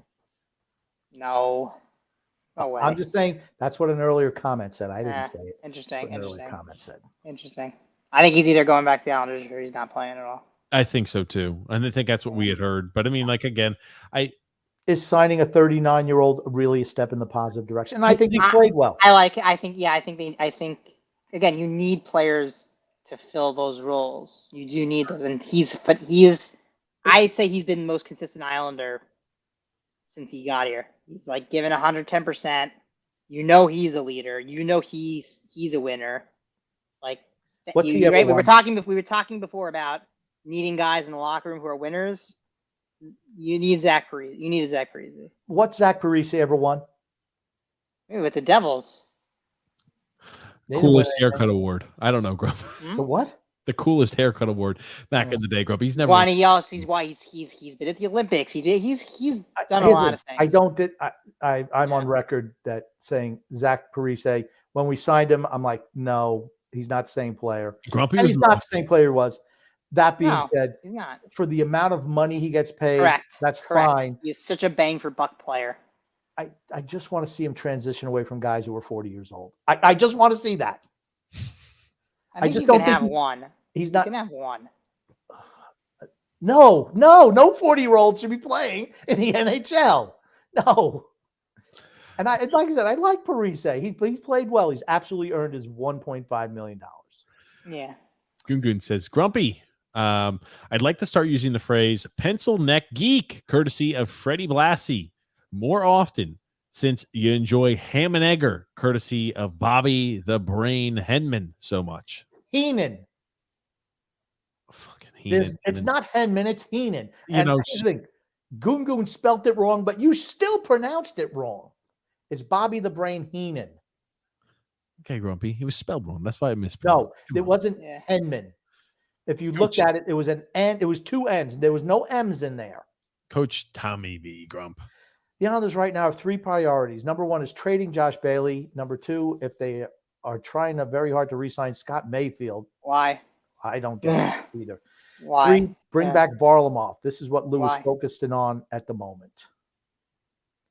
Well, Tommy is a janitor in the Islanders facility, and he goes through Lou's trash can at the end of the night. So he's probably got like the paper, and he's like doing like the little light pencils thing to see if he can get to see what he wrote on the other sheet ahead. So that's what he's saying. Here's the thing about Varlamov, though, right? If you can get him for cheaper now that he's older and not quite what he was, then I'm all for it. How much? You're gonna have to pay. You're gonna have to pay a backup, a certain amount anyway. How much? Unless you've got someone up and coming. How much? Okay, here's two-part question. Do you think the Islanders have a budget for goaltenders? And if so, how much money? If they do, they're about to blow through it next season. Well, but who should and then some. Let's say it's $9 million. Let's say it's $9 million. Check. Let's say it's $9 million for Sorokin. You figure you can get him signed for $7.5. Would you then $1.5 to Varlamov? Let's say there's a budget, okay, for goaltenders, and maybe there's not. But let's just play the game, Daniel. Let's play the game. So let's say it's $9 million. How much should Varlamov get? How much should Sorokin get? And do you think Varlamov would accept it? I think it depends because I don't think there's anywhere where he's going to be a starter anymore. So he has to accept that he's a backup now. Right out, he's still being paid like a starting goaltender. Absolutely. But he's going to be paid as a backup goaltender on his next contract. How much? It makes a big difference. I mean, what is he making now again? $5 million. I think you're looking at half that at most. You think for the amount of time he plays $2.5 million when you got Sorokin? I think that you're not going to play him that much anymore. If you've Well, got Sorokin, Sorokin should be playing 60 games plus. I'm If saying he takes two and a half, I'm good for that. I'm happy. Really? I'm saying Varlamov 1.5. The rest goes to Sorokin in my budget. Okay, don't like it, take a $1.5 million contract. I'd give him two. I'd give him two. If you don't like it, hit the market and go somewhere else. $2 million's not bad. I'd take him for $2 million a year. The thing is though, you're gonna turn around. You're gonna have to sign a backup goalie, right? Like, so who are you getting? One and change. That's capable. You're getting somebody for one and change who's probably less Okay, but capable than who? Varlamov. That's why I would rather pay $500,000 more for the better. I'd rather get the better value for. If it was $3 for Varlamov, then I think you got a problem, right? Yeah, I was gonna say 2.5. I'm fine with. I'm just Cannot saying be more than 2.5. if your budget for goaltenders is $9 million, let's say that's what it was last year, $9 million. How much is Sorokin going to get? How much will it take for you, Sorokin, to sign? And then whatever's left is what Varlamov should get. I mean, you don't have to, right? I mean, you don't have to pay Sorokin that much until the following year, though. So yeah, but don't you? Okay, but you're not going to sign. They're not going to sign Varlamov to a 1-year deal. Why not? I'm going to guarantee you they're not signing Varlamov to a 1-year deal. Them as an organization, if they're smart, they should. Okay, they're not going to do that because they never do that with veterans. I bet it's going to be a minimum 2 and maybe 3. He's 35. I just don't trust him to do the right thing. I just don't. I don't blame you. Rob's got a comment there, Grumpy. Okay. Rob says, trade Pajot, get Monahan, Kane, and OLC and go for it. Go for the 2017 Stanley Cup. Why not? You got a better chance of winning that when you do in 2023. Oh, man. Yeah. Rob doesn't like my idea, obviously. No Kane is never Tarasenko, coming exactly. here. Tim Ward says Kane is never coming here. Now, that's true also. But once again, it's a roster-bastion night. So we can wish whoever we want on the team as long as it's He's logical. also past his prime. You Yes. know? I don't think it's the worst thing if he doesn't. Tommy Baffy says Lou is very reluctant to trade our second-round pick to move Bailey for the record. Okay. Too bad. We've got Too here. bad. I was about to say it's probably what's going to happen there. There's 3.5 million reasons why Josh Bailey won't retire. He'll suck it up for the money. Gosh. Well, I'm not saying whatever. I mean, Can't they just buy him? Can't they just buy him out? They Or they can, but can't? then they got to spread it out over 2 years. This cap difference is whatever. Mm. Dan, L. formerly with the baby, says you can call me nuts, but I'm going to throw this out there. How about a first line of Nelson, Horvat, Barzell, Lee, Pajot, Wallstrom, Engvall, Sazikis, Palmieri, Martin, Ishikov, Fashing. The first line would be elite. I don't know about that. Barzell's passing, Nelson It wrist could shot, be. Yeah, potential. Horvat two-way game and face-off strength. What a dynamic line. This does make the assumption that we re-sign Engvall. I don't know. I'm not in love with the second line. Agreed. The third line, okay. Third line's okay. Fourth line, I don't think Ishikov's a fourth line player. I also don't think Wallstrom's going to become anything. And yeah, see that's what I mentioned earlier on the show, Daniels. I don't, until he proves it, I don't have much faith in him. He There's didn't, no consistency. Yeah. he didn't advance last year when he was given a shot on the first. Right, exactly. Everyone kept saying, "Oh, it's the line," and if he had more ice time and he played with the bars, you know, he had. Then they gave him all those things. He still didn't do anything. So Yeah. it's him. Yeah. Again, like we were very willing to go ahead and give Oliver Wahlstrom every sort of, opportunity there is and every sort of slot. I still think he has a chance at just gets There's another a year. chance. There's a chance. There's I'm always just- a chance. You know, I'm that's just what Jim not- Carrey. That's what Jim Carrey said in Dumb and Dumber. So you're saying there's a chance? There It's you a go. 1,000,000 to 1. Oh, you're saying there's a chance? Okay. Jesus. Technically, yes. Yes. Not interested in Kane anymore. Guy is an injury issue, says Matthew S. here. That's why you could maybe get him really cheap for 1 year. Doesn't help if he doesn't play though. Yeah, well, they just throw him on long-term injury. Yeah. Gungun says here, did Sunex mentioned if he had a guilty conscience regarding his lack of effort / no show the other night? I didn't even ask Sunex. But I'm going to tell you what, Son X got engaged today, just to let people know. Got engaged today. He came over the house with Dog Z and his girlfriend. I don't even have a letter for her. Fiance. And, the first thing he came over and did, he's like, do you need me to fill up your refrigerator with water? Oh, looky there. Is he finally taking the responsibility in the role that he's got to fill it back up after drinking all your waters there? Here's the thing. He overfilled it last time, so it did not need to be refilled yet.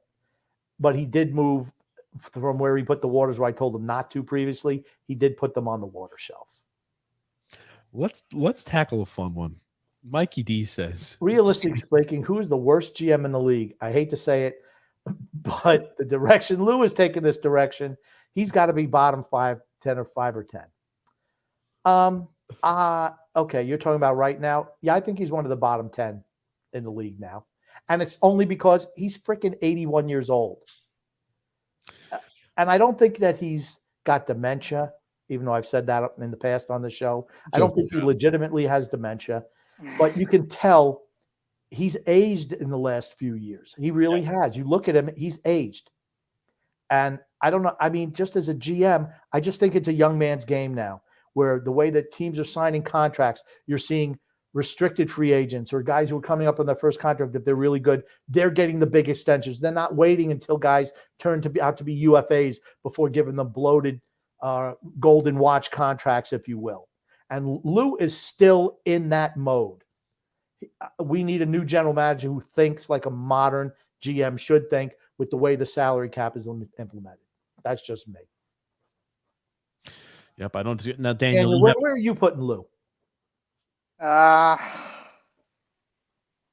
now, I mean, I think he's in the middle of the pack. I don't think that there are that many good GMs. What do you think about Fredo? What do you think about Fredo Lamarillo? How do you think he'd be? Hard to say, but I don't know.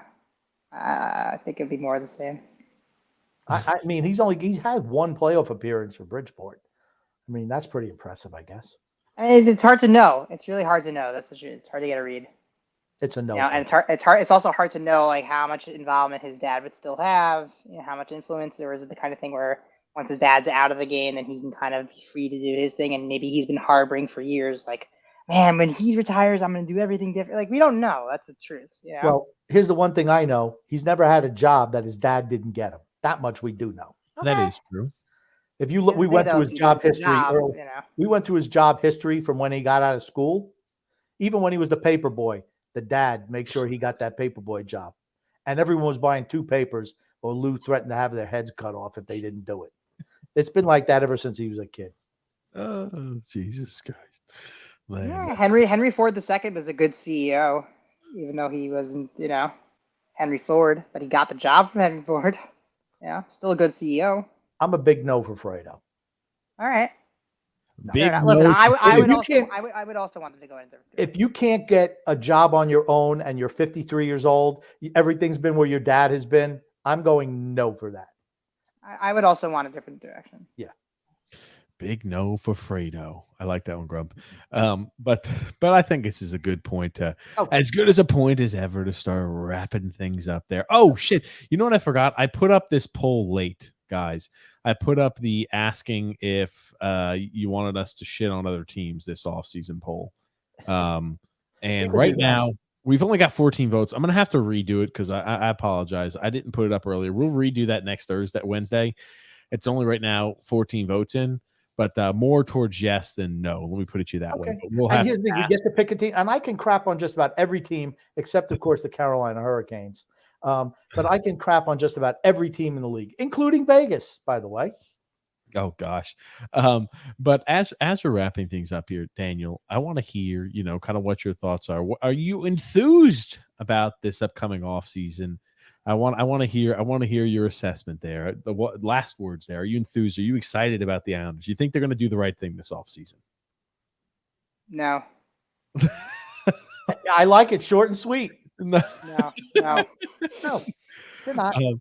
And the best way to find Daniel, if you're looking for Daniel's information, you like what you heard from Daniel there. You want to see some fiery tweets. You want to go ahead and see somebody who's going to mix it up in Twitter.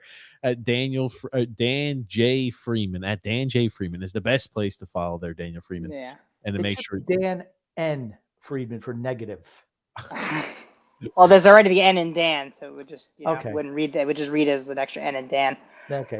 Just to expound on my no, by the way, just so that it's not a no without any context. I just think that their track record has proven that they are more likely to run it back and make minor changes than to actually make the seismic changes that are needed. And when they do make the big change, it's usually late. So I'm just going based on their track record at this point. It's not just based on just a general sense of negativity or anything. This is what they've shown me. So until they prove otherwise, this is kind of just how I feel about it. And I don't really have a reason to expect otherwise because that's what they've shown me. You know, and it's enough time has passed to see, okay, this is just the way they handle their off seasons. Listen to me, Daniel. I'm going to tell you something right now. Now, do you like Daniel or Dan? Because I'm asking here, is it Daniel or Dan? Either one's fine. Okay. Yeah. Well, I don't know what you go by. It's probably I go by Danny. I go by Daniel professionally and when I'm in trouble. Okay. So, okay. Yeah. So let's call him Dan. Now, see, here's the thing. Don't let people cow you, and don't feel that it's some type of negative if you're being called negative. I don't consider it being negative. I consider it being a realist. Yes. Some people can't handle the truth. Yeah, it's really what it comes down to. But we can. Absolutely. Make sure to give Danny. Thanks for ruining the show today. Thanks for ruining the positive side. It was so positive. It was so, and I'm like, man, this is fun. Look at me being positive, trying to turn the team around. Nope. Daniel comes on. Nope. None of that. All right, time to end the trip to Never Never Land. There you go. Didn't last long. That's why Captain Hook. Oh, good. Anytime. Well, thank you so much, Danny, for coming on the show here today.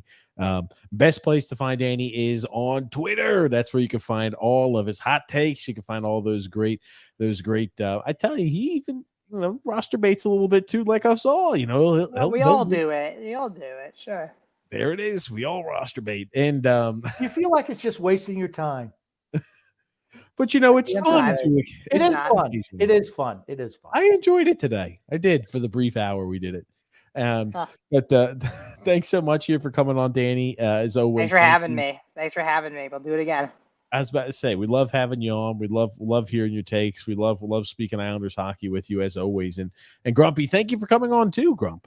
My pleasure. And I'd like to say, what are you? Oh, love and laughter to everybody who I know, listens, but you didn't come to me. You say, Grumpy, is there anything you want to say? I want to say love and laughter to everyone who listens and even those who don't.